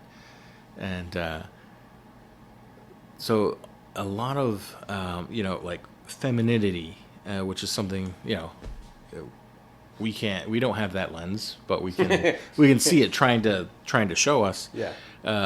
Sexuality, power dynamics, and again, fulfillment of desires. So those are all niche, situational themes and observations that you don't get in a typical movie with relationships and marriages and parenthood. So, but a lot of similarities, though, to Eyes Wide Shut, where it's lack of fulfillment of desires and dealing with long-term marriages and you said the word evolving. Yeah. So I was telling Steph like how complicated and intricate movies have gotten with their themes within marriage. And I know there's more out there. I think it's A Marriage Story on Netflix. I've never heard of that one. I think that's what it's called, with Adam Driver and Scarlett Johansson. Oh, really? Yeah. I might have heard of that. I'd never seen it though. I haven't seen it either.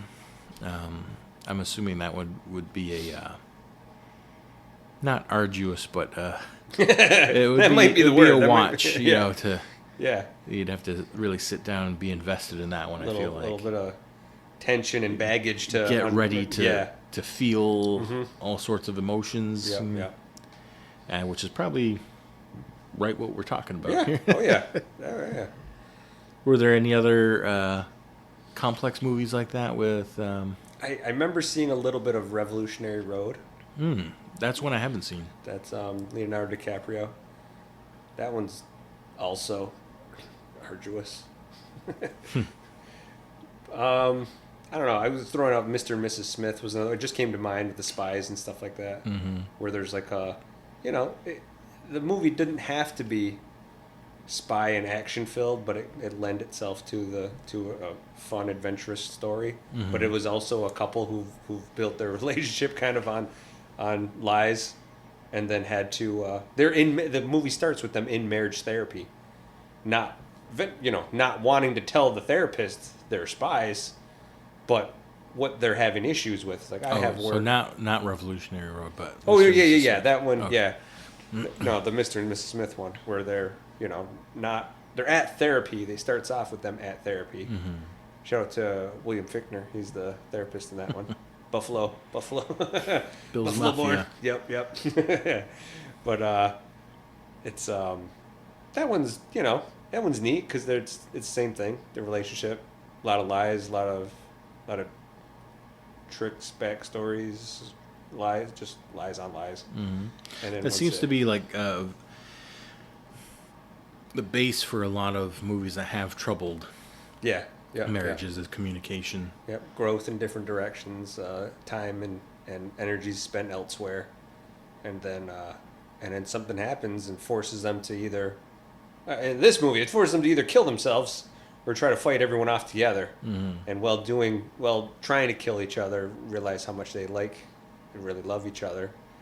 And like, well, what are the chances we survive together? And everyone's like, hey, you'd probably survive better if you both just fled. Or you can come together and fight everyone off. Good luck with that, though. And then come to an agreement where they're, okay, I guess it's just me and you against everyone. And then kind of don't do it well initially. They initially try to do it together and they're like complain each other. Oh, it's just the John show, huh? It's just you doing your own thing without listening to anything I have to say. And they have like marriage fights trying to sort out how to work together, fighting all these spies off. So it's kind of a neat good example, I thought. That's they need a Mr. and Mrs. Smith too, just to get their marriage back, their real life marriage back together. All right. I think we can move to the next one. How has the father support of the mother evolved in movies? It hasn't. Not all right. Next topic. Ding it again. All right. So I guess we'll start off with older movies.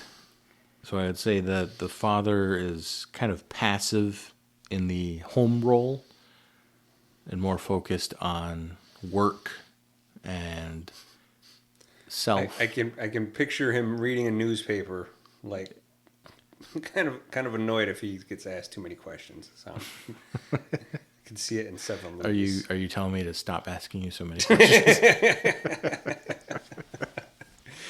The father's support of the mother is kind of, to me anyway, in older movies. I'm not sure if I have like specific examples, but it's, get home from work, eat dinner, make sure that the kid listens to mom, and off to bed and repeat. Day after day.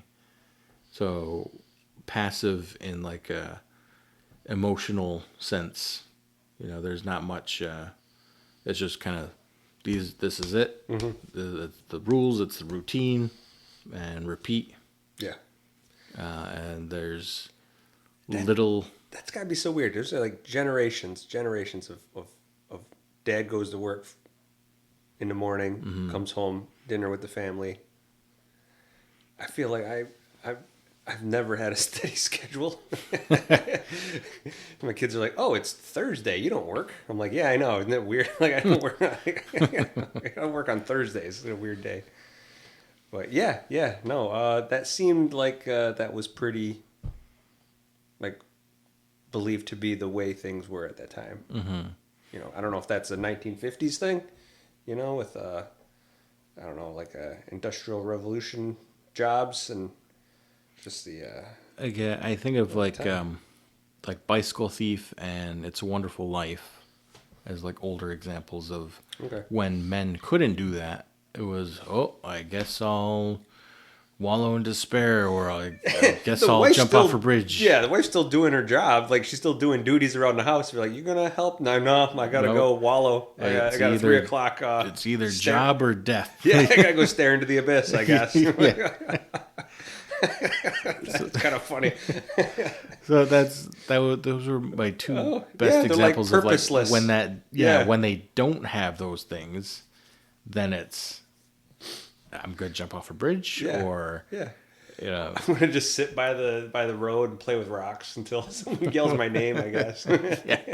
Not even watch my kid cross the road. Not make sure he's safe. Bicycle Thief. Just like whatever. That's a real Italian dad right there. And then I feel like as time goes on, well, I guess what I should say is between that time and, maybe 70s, 80s, maybe a little bit of 90s too, the father figure learns to be present, or you see the need for a father figure. Okay. I would say, you could go with some of our previous examples, but like True Lies, E.T., where it's pretty obvious that the father figure is needed, and it's pretty obvious that the father figure needs to learn how to be present and kind of above the go to work, eat, go to sleep. So it needs to be more than that. I think it's kind of introduced during that time. Okay. Yeah. Jingle All the Way. That was pretty. Oh yeah, yeah. Pretty on the nose example of that. That's a good one. Hook. Hook, yes. That's definitely an on the nose one there too. Liar, Liar, Big Daddy. Liar, Liar. We did not talk about that one enough. So I think those were movies, with father figures learning, evolving, adapting. Yeah. Yep. Realizing, hey, I need to be a little bit more than right.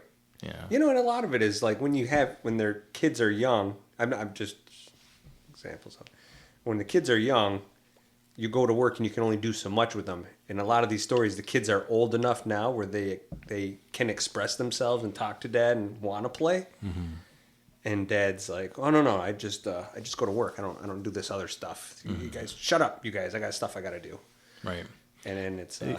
I like your imagery of the dad reading the newspaper in his favorite chair. Yeah. Yep. Like that's him until he's got to go to bed. Yeah. Another Christmas movie, A Christmas Story. I feel like the dad was kind of like that too. Mm-hmm. Oh yeah. Where he took care of like the industrial stuff, like the furnace, work, and changing the tire. Yep. But when it came to actually learning as a person and not just learning how to do things, that's when mom was the big character. Mm-hmm. I feel like dads get a lot of like a lot of leeway in that because of their roles as like, well, hey, he fixed the tire. I'm like, yeah, I fixed the tire, so I don't have to talk to any of you for the rest of the day. Mm-hmm. Like it's, I don't know if that's like more accepting, or if guys are just like that a little more, where it's like, it's like, oh, don't bother dad with that stuff. He actually, right. The reason the lights are working now is because he had to make sure he took care of that, Mm-hmm. And I don't think it's going to be like that forever. I feel like it's a little more egalitarian the world's kind of turning into, where women are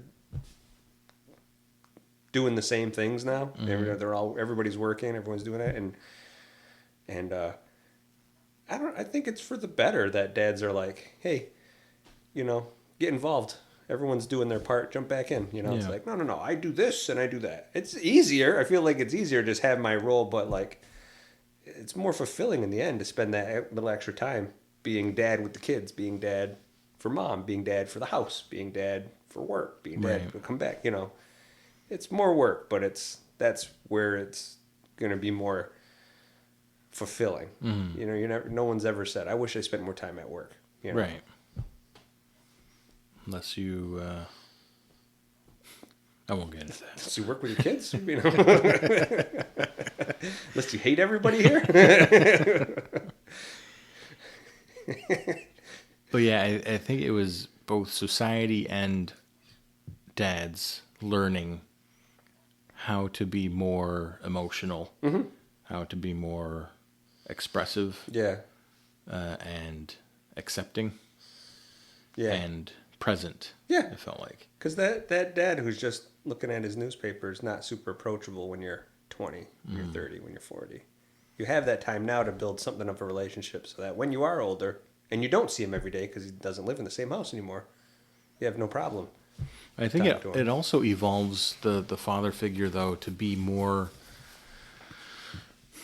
of an individual, though, because it, in those older movies, it was hidden behind a newspaper. It was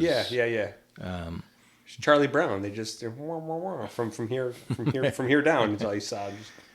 But as you get into the movies that we have discussed, they have hobbies, they have friends, they have whatever. They have more to complex life lives to them than just work and just family. They have other things going on. Right.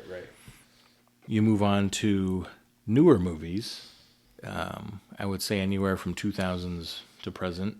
Okay. I know that's 25 years, but I feel like it's less about the father's support and more about surviving without a father.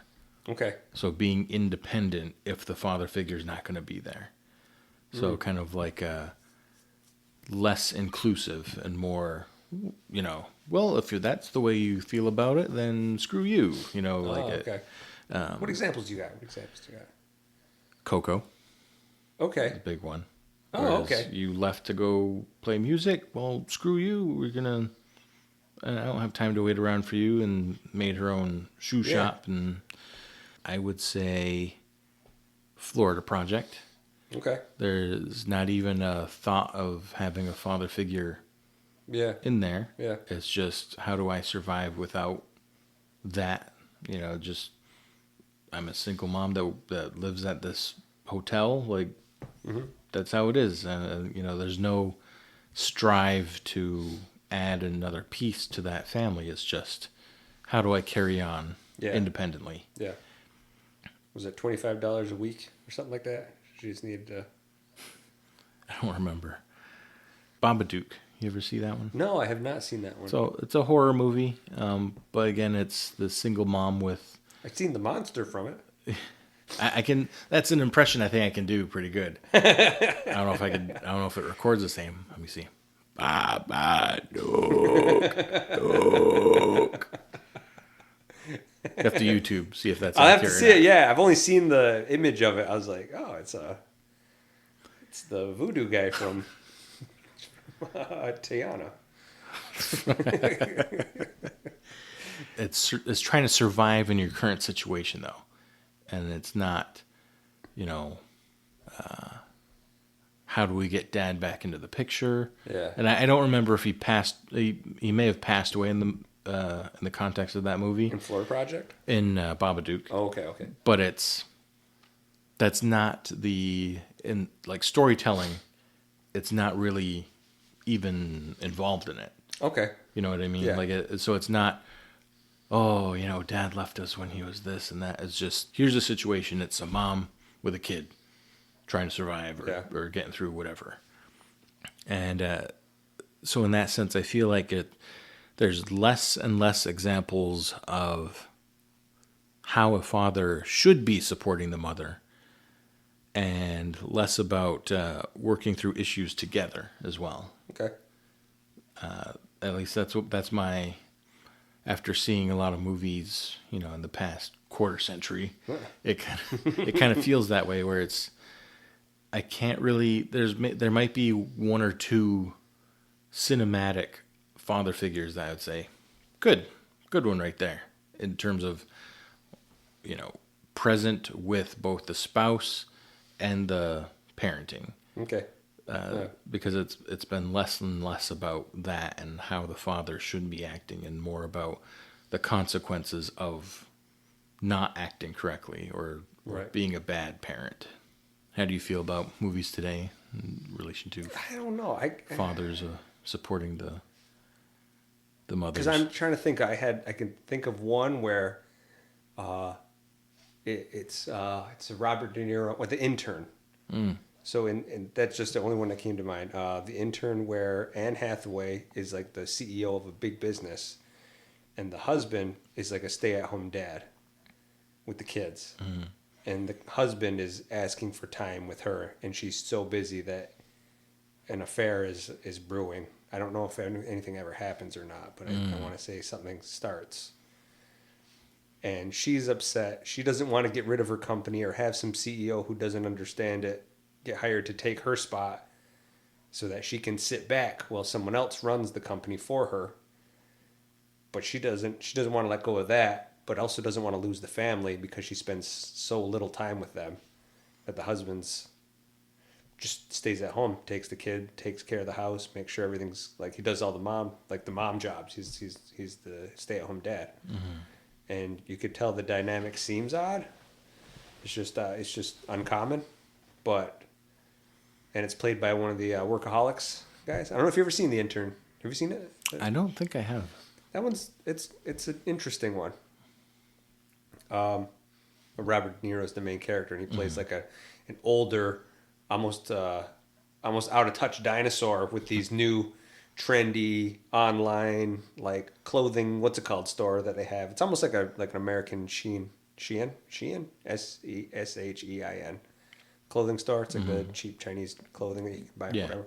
It's almost like that kind of company online and stuff where she's running it herself. Anne Hathaway, she hires this guy who knows how to get things done and take care of stuff and how a business is ran, but it's just kind of like an older, really mature, really understanding person in the middle of a lot of chaos, and it's kind of like the voice of reason for everybody in this like kind of chaotic moment that everybody's having, successful but chaotic moment that they're all having, and brings some understanding and levity to all of the situations that got going on. No, I don't think levity is the word. Understanding and guidance to all the things going I guess then in a way, some movies, it sounds like that one, are about the way you can support the mother figure or the spouse figure is being less masculine, having less ego, being less, almost less individual.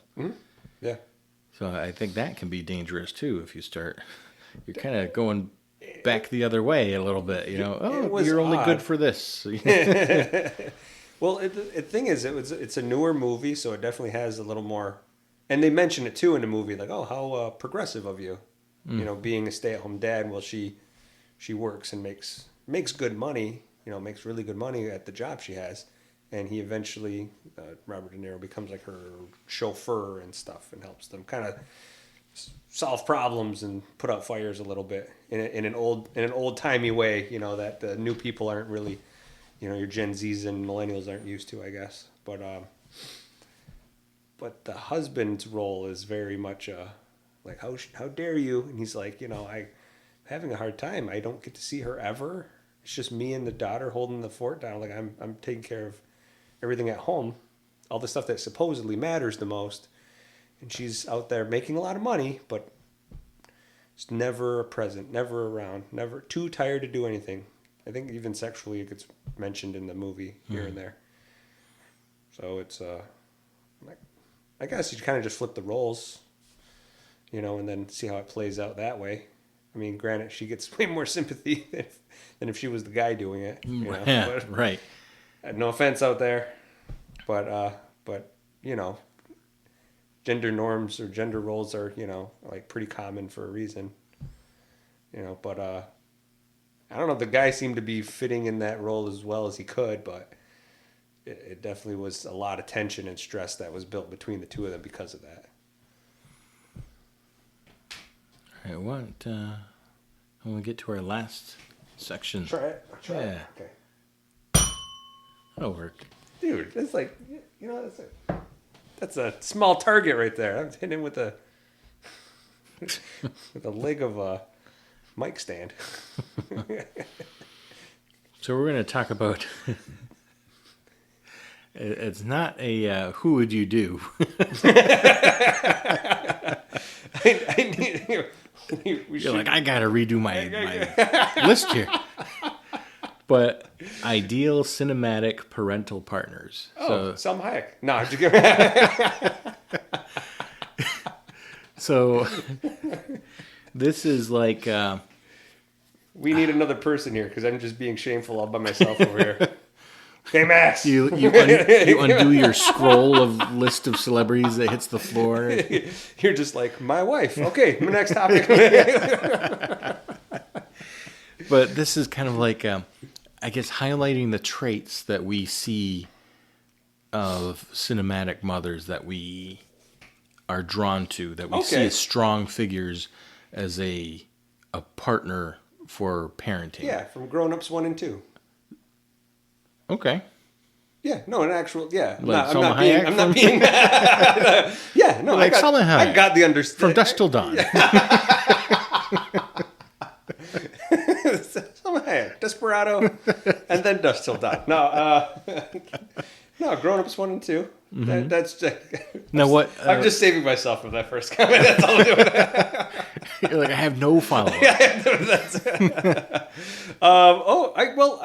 Allison Janney, that's her name. That's Juno's mom. Okay. So what traits did you see from that figure that you're... So, okay, I'll take that one first. Because when they found out the daughter was pregnant, she was still in high school. They... first, the dad a little bit gets disappointed and says, like, oh, I thought you knew better, something like that.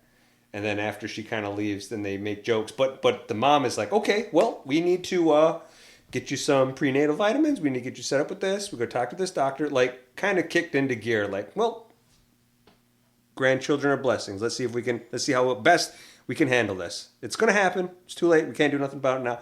Let's make it as healthy and happy as possible. And that's like, she kicked right into gear. And I was like, that was a situation that could have been like just awful. Mm-hmm. That could have separated the family right there, the way they handled it.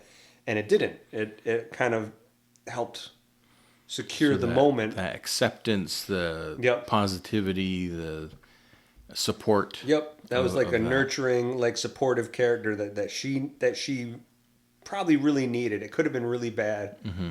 And she was right. She was the mom that, like, I know if there's any girls out there who had kids when they were really young, saw her and was like, I wish that was my mom in that kind of moment right there. So that's one. I'll take that one. Okay, nice. For the role as mom with parents and stuff like that being involved. So I'd say that's a good one. So my first one, we just watched this together. Air Force One. Oh, okay. Yeah. The mom from that. She's the FLOTUS, First Lady of the United States. Oh. I was like, never heard of that movie. You're like, huh, okay. Thanks for interrupting me, but But she's in this plane. She's always with her daughter, and it's this relationship that she has with both the daughter and her husband, who happens to be the president. Yeah. And it's things like her unwavering support of both of them. So there's he gives the speech in the beginning of, we will never negotiate with terrorists or whatever. She greets him on the plane, and she's like, nice speech. You trying to get reelected or whatever? Mm-hmm. He's like, that's what I keep telling them. And there's a moment where Gary Oldman comes to take a hostage, and she stands up in the room of hostages, and she says, he will not negotiate or whatever, and stands up to him based on her husband's stance. Yeah. So even in the face of death, she's willing to take her husband's side and believe in what his ideals are. Yeah. at the end there to the support in terms of the action. That he's fighting the bad guy, and she's got his back she's got the gun pointed. So yeah. So if something does happen, she's there. Shoot him. Yeah. But it was also that relationship she had with her daughter, that anytime her daughter could have been in trouble, she was by her side. Like, they were pretty much anytime the daughter was in the movie, the mom was in the same room, like, feet apart from her. And that's not the same attachment that, like, say, Marlin had with Nemo. It's more of a, yes, we are in a public place, this giant plane where, this, 10 to 12-year-old girl needs to be chaperoned. That's that attachment, not, oh, you're going to school and you're at home and I need to be right next to you at all times, like Marlin and Nemo. Right. So that's my first one anyway. Oh, okay, nice. Who else do you have? These are. Oh, wait. Hold on. Say the topic again. So, ideal cinematic parental partners. Oh, I mean, I want to go back to the two I listed from the first topic, but was Juno and Easy A. So, what were the traits then from the Easy A? Easy A one is that the daughter is kind of in a scandal where she pretends to sleep with somebody, and then that person like gives her money and stuff like that. But it boosts that person's I don't know, their street cred. Yeah. And then they she does it to these kind of unfortunate or downtrodden, or the one kid was gay but was trying to keep it hidden. Mm-hmm. And kind of is like a little bit of a superhero. She's doing like these solids for people, and it's making them not realizing the strain it's taking on her reputation, and then eventually becomes the target of I don't know, an extremist Christian group, I guess you'd call them, and then one of the teachers, who is cheating on her favorite teacher. It's Sandman, whatever Sandman's name is. It's got three names, right? He's a three-namer. Thomas Hayden Church. That's it. Yep. It's not Lee Harvey Oswald. It's not John Wilkes Booth. It's okay. It's not Tommy Lee Jones. Yeah. But, kind of going through the gauntlet, and she kind of doubles down. That's where the A comes from. So she has the scarlet letter A she puts on her own outfit that she wears to school as almost like she's going to wear it proudly, since you guys are condemning her for her actions, her supposed actions, are condemning her. So the parents were very loving to each other. And I think that's an interesting take, because it wasn't we're here for the kids. It's like, no, we're here for each other. And the kids are secondary, which is a neat idea. I always think that personally for myself. I don't know. I know a lot of times it's like, hey, we got to do this. We got to do what's best for the kids. The kids. If I think that, like, me personally, if I was like, I want to make my relationship with the wife is number one. The kids are number two. We share that then. Okay. The kids are number two. They're eventually going to grow up and move away. I mean, that's not saying that they're not important. Right. There's only one other person. Yeah. There's only one other person that supersedes them. Yeah. That's right. And I always like that idea, because the kids aren't always going to be there. The kids are going to grow up. They're going to move away. They're going to have their own lives. They have their own lives. Yeah. My goal isn't to be your dad. My goal is to you be a functioning adult, a well-rounded, well-understood, well-adjusted, functioning adult. If I can get you to this point, and I'll probably still have to help you out later on. I still ask my dad for stuff, but to get you to that point where you can go and function as an adult in society, I've done my job. That's my job. And then you return to the spouse, that's your retirement years. You're doing things together. Yeah. How does that not make me? How do I make her my best friend, so that this is all successful all the way through? Right. And then together we can help raise the children. Then they can go off and go live their own lives. But the parents, that's exactly how they were portrayed.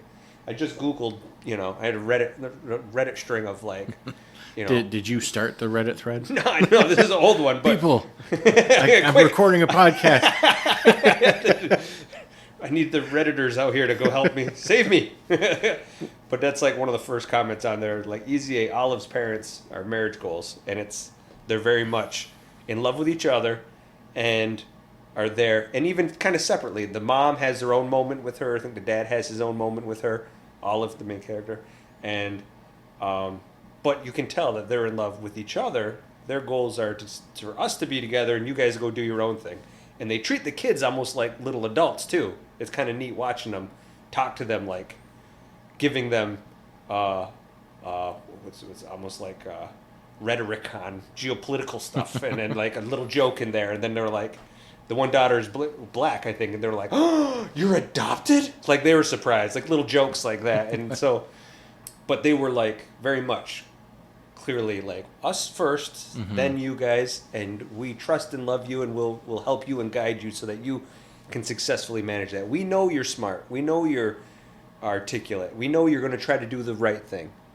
Good luck with that. It's going to suck. You'll get through it. And then kind of guides them and helps them through it. So I think that's that's a top-notch parenting example right there. Easy A. The next one I'm going to list is pretty much for the same reasons, almost the exact same reasons. Okay. Morticia from the Addams Family. Well, it's perfect. The romantic relationship between her and what is his name? Gomez. Yeah, they're keeping the spark alive for sure. He's all over her and she's eating it up. And but still has the discipline for her kids. And almost the same. The same relationship, the same attitude to her kids, where she's very calm the way she talks to them and isn't extreme one way or the other. A very even treatment of the kids and treats them with respect too. Yeah. So just very collected person. Yes, very much so. Very much. It's a good word. I'm trying to think of a better word, and I don't know if I can. But yeah, very like almost centered and zen. Right. About her. Like the most confident person. Yeah. Like she, doesn't need to flaunt it either. Like she, But yeah, that same sentiment where it's the relationship between the spouses first, the parents first. Yeah. Then that trickles down when you parent. Right. Do you have any others? Hold on, let me see if I... I'm reading through the... Let me ask another question into Google. It's the same question. I'm just going through to see if I see any of these. Have you ever seen Ford versus Ferrari? Ferrari? Ford v Ferrari? No, I have not. So it's... what's his name's wife in the movie? It's Christian Bale and his wife. They're kind of funny. She's not a super prominent character in the movie, but there's points where she helps get him to like, listen, you want to follow your dream. You're working as a mechanic, but you could also be this top level race car driver. And at one point, he gets in like a fist fight with what's a Bourne Identity's character's name? What's Jason Bourne's real name? Matt Damon? Matt Damon gets in a fist fight with Matt Damon in the middle of like their yard, and she kind of just like pulls out a chair and sits down while they're fighting. It's like, okay, you done? You guys want some tea or whatever? She says to them like afterwards, like, yeah, sure. Or maybe it's ice cream even. You guys want ice cream? She's like, yeah, I guess so. It's like just kind of like a very much centered, calm rock.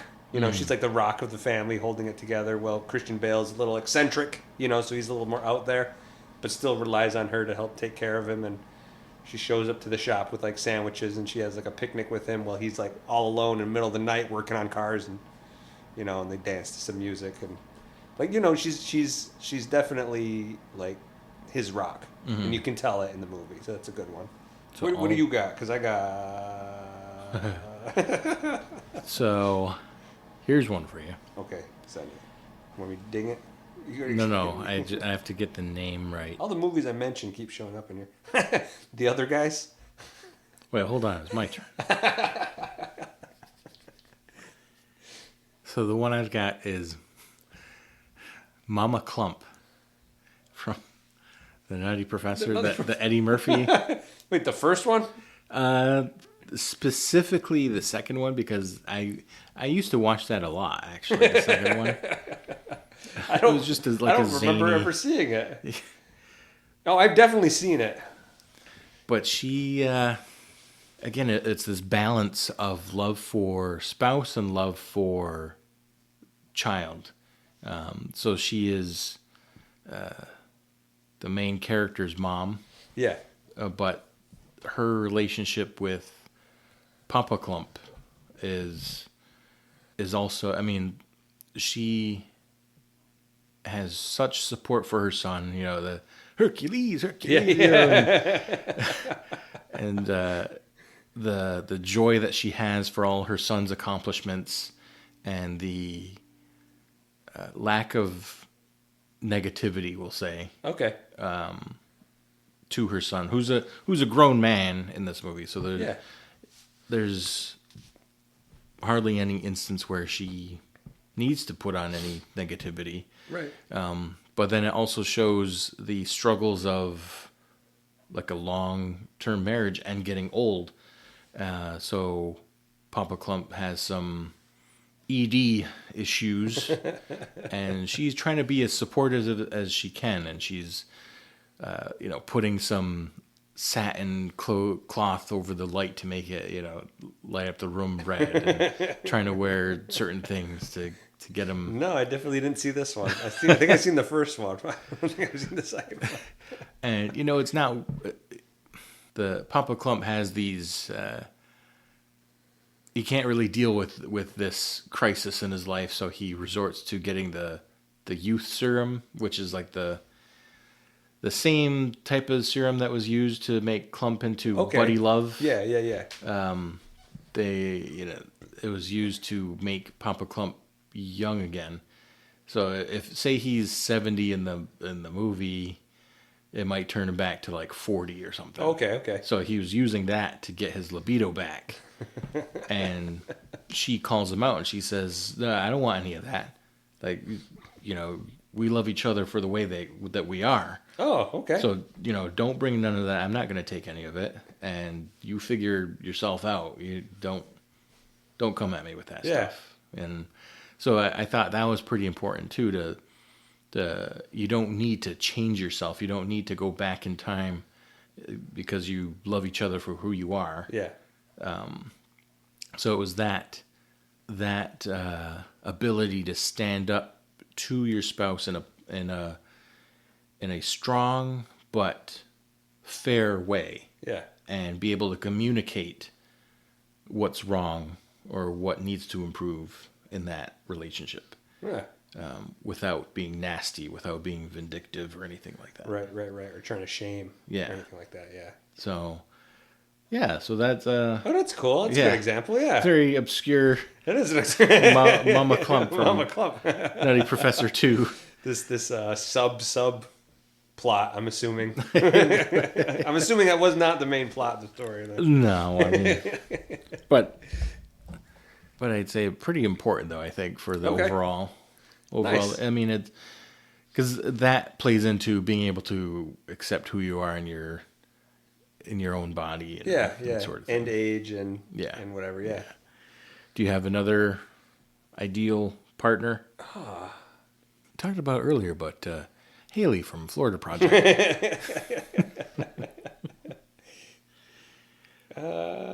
No, I'm okay with that. Okay, I liked. What else you got?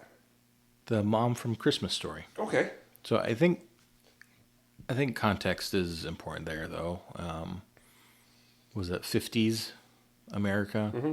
Still pretty much, dad goes to work, mom takes care of the house. Yeah, Norman Rockwell, American Christmas time. Yeah. So I don't want to emphasize like, oh yeah, I like him to stay at home while I go out and do all the things. Yeah. It's more how she handled the situations and personalized each member of the family. Okay. Nice. When she had to feed Well, and she had to feed when the little brother wouldn't eat, she had to pretend that she was a pig. Like, how do the pigs eat? And how do the, Yeah. And that got him cheered up and got him eating again.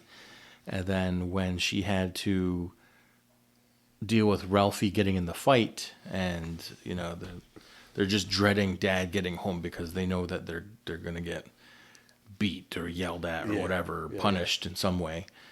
And how she deals with it and diffuses the bomb before it's even lit. Yeah. Being able to know how the dad would react and to say the right things in the right way to make sure that didn't happen, and see that Ralphie is truly scared and remorseful for what happened, and knowing that that's enough, Yeah. But also when he drops the fudge bomb, and she goes to wash his mouth out with soap. Mm-hmm. So she makes him do it, which is fair and holding him accountable. She then tries to do it herself after she sends him to bed and realizes like how gross it is. But it's like, it's fair though. If you're gonna send someone to this punishment, at least know what it's like. But yeah, the relationship with the kids, but also with the dad to know the ins and outs of his personality, to anticipate how he's going to react to things, and knowing his hobbies and everything. She got him the bowling ball. Mm-hmm. So yeah, that's one of mine. I would say. I would probably put the mother figure from Night of the Hunter in there. Yeah. Just for how fiercely she holds accountable the children and supports the children. Yeah. And protects the children. Yeah. Like to the max degree for each of those things.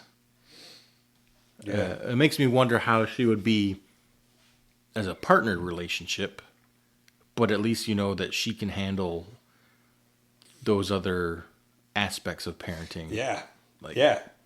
To the max degree. Right. That's a good one. I also put the mom from Hook. She's not in the movie a whole lot, but when she is, it's either depicted lovingly, or holding her husband accountable fairly. Yeah. When he's on the phone in the bedroom when the kids are playing, and he tells everyone to just shut up, and she tells him, or she throws his phone out the window, right? Yeah. And tells him straight up what's going on. Yeah. But without malice, she Right. She like had to throw the phone out so that he would actually listen to her. Right. But you can see the love that she did it in a way that was like, listen, this is what's important. Mm-hmm. She did it in like a, how do I defuse this bomb? Yeah, that's a good way to put it. Yeah.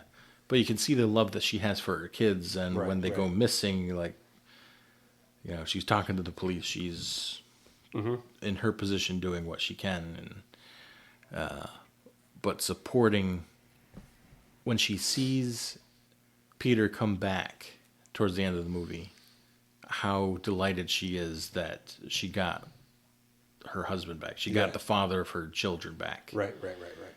So being able to appreciate the good and not just critique the bad. Right. Yeah, that's a good point. It's a very well-rounded, understanding, mature, wife in that one. Yeah, that's a good one. And I had, I don't have like a deep thing on this one, but the mom from Spy Kids, I thought was a good one too. Oh yeah. Just how strong their relationship is. The original Spy Kids? Yeah. Carla Gugino? Yeah. Okay. Yeah. Just how strong their foundation is. There's not a whole lot of cracks between the two of them. It's just them and their situation needing saving by the kids. Yeah. It's them together needing saving, not one of them at fault or whatever. Right. And I think we've been tiptoeing around this one, but Mrs. Incredible. Mrs. Incredible, that's Helen right. Parr from That's The right. Incredibles, which we'll save because I think one of the movies for our chapter here is going to be The Incredibles. Yeah. We'll get more into that next episode, or I don't know how. We'll get more into that in the future. In the near future. Near future. But yeah, no, In agreed. earphones coming soon. So overall, the pattern of traits that we looked for between the two of us kind of seems similar. Actually, that we're looking for that foundation built between parents and spouses first, and then focusing on the kids together, working as a team to focus on the kids. Yeah. And then not focusing on the bad things, but guiding and supporting, accepting, rather than because a lot of solid times, rules. Right. Yeah. A lot of times it's the another character is having the main issue of the story, or there's other issues involved, and they're not adding fuel to the fire. They're very much adding solutions and guidance and support and like, hey, I know it's up here, feels like it's like this, but we can bring it down to here, and we can talk, and we can try to figure this out. Communication Communication. Yeah. So all these traits, I guess, is what we see in an ideal parental partner. Yeah. The other trend I kind of picked up on, though, is the dates of the movies, or at least when they take place. And maybe we're a little bit old school, but so Air Force One, 90s. Nutty Professor, 90s. Hook, 90s. Addams Family, 90s. And then the movies like Night of the Hunter or Christmas Story taking place or made in the 50s. You had a couple that were in the early 2000s, though. Easy A and Juno. Yeah. And Spy Kids was very early 2000s. Yeah. That was. So, what do you think that says about us? I mean, that might just be our formative years. Very well could be. We're why- both born in the 80s, so we're not. These are seeing movies that I until saw. the 90s. Yeah. Pretty interesting. Yeah. I wonder how other people's perspectives are that were born in like the 70s or even like 2000s at this point. Yeah. Right. Like what their view, because they probably see a lot of different movies that we don't. Also. Yeah, that's So, possible. Yeah. They may have other figures that they look. Or up we've to. seen the movies and just bypassed the parents entirely Right. because of one reason or another. Mm-hmm. Huh. So, what do you think our conversation? Just me and you just talking. Yeah, It's weird. I think we did. I am sitting in K-Max's chair, trying not to mess with my microphone as much as possible. Do you think we did mothers in this context any justice? Oh yeah. I mean, we pointed out some qualities. We differentiated between some good ones, some bad ones. I don't think we gave them any disservice, though. We'll hear back. Yeah. As far as we know, in this moment, As far as two guys who have wives and who have moms, and and children, what we thought good moms or we thought were ideal standouts. I thought we're at least depicted in movies with Yeah, movie examples. with the movies examples we had. Yeah, if I'm okay with that. I'm okay with you sending this out into the universe forever. I'm okay with you putting my pseudonym on there. It's Tin Man. It's 2 words. TIMAN. TIN. Tim Tim Nam. All right. I think that's all I got. Yeah, thought it was good. We got 2 hours and 20 minutes out. Oh, that's not bad. That's not bad. What's the next topic? Or are we doing a movie? So I think we're going to do part 2 first. Okay. And then we'll end off with 2 movies. One is at least The Incredibles. And the other one, I think we've had a handful of well-known movies, and I like to change up our movie list a little bit. Yeah, of course. It may be a little bit obscure in between a couple of movies, but I guess that one will be more of a surprise for the finale. All right. But I think that takes us. So there's this episode, part 2 of Happy Mother's Day, The Incredibles, and a mystery movie. They'll take us to 49 episodes so far of this podcast. Holy. So the first one of season 3 will be our 50th episode. We should do something fun for it. We should do something. But 50. That's 50 episodes. That's still weeks away. All right. Weeks? Yeah, it's one extra week away. Well, that's because we still got this one. We got to record part 2, watch and record, Incredibles watch and record. Okay. It's still 4. Yeah, that's not bad, though. That'll be right after September or so. Hopefully. Yeah. Well, any jingle witties to finish our episode? Some jingle witties. What's a good jingle witty for that one?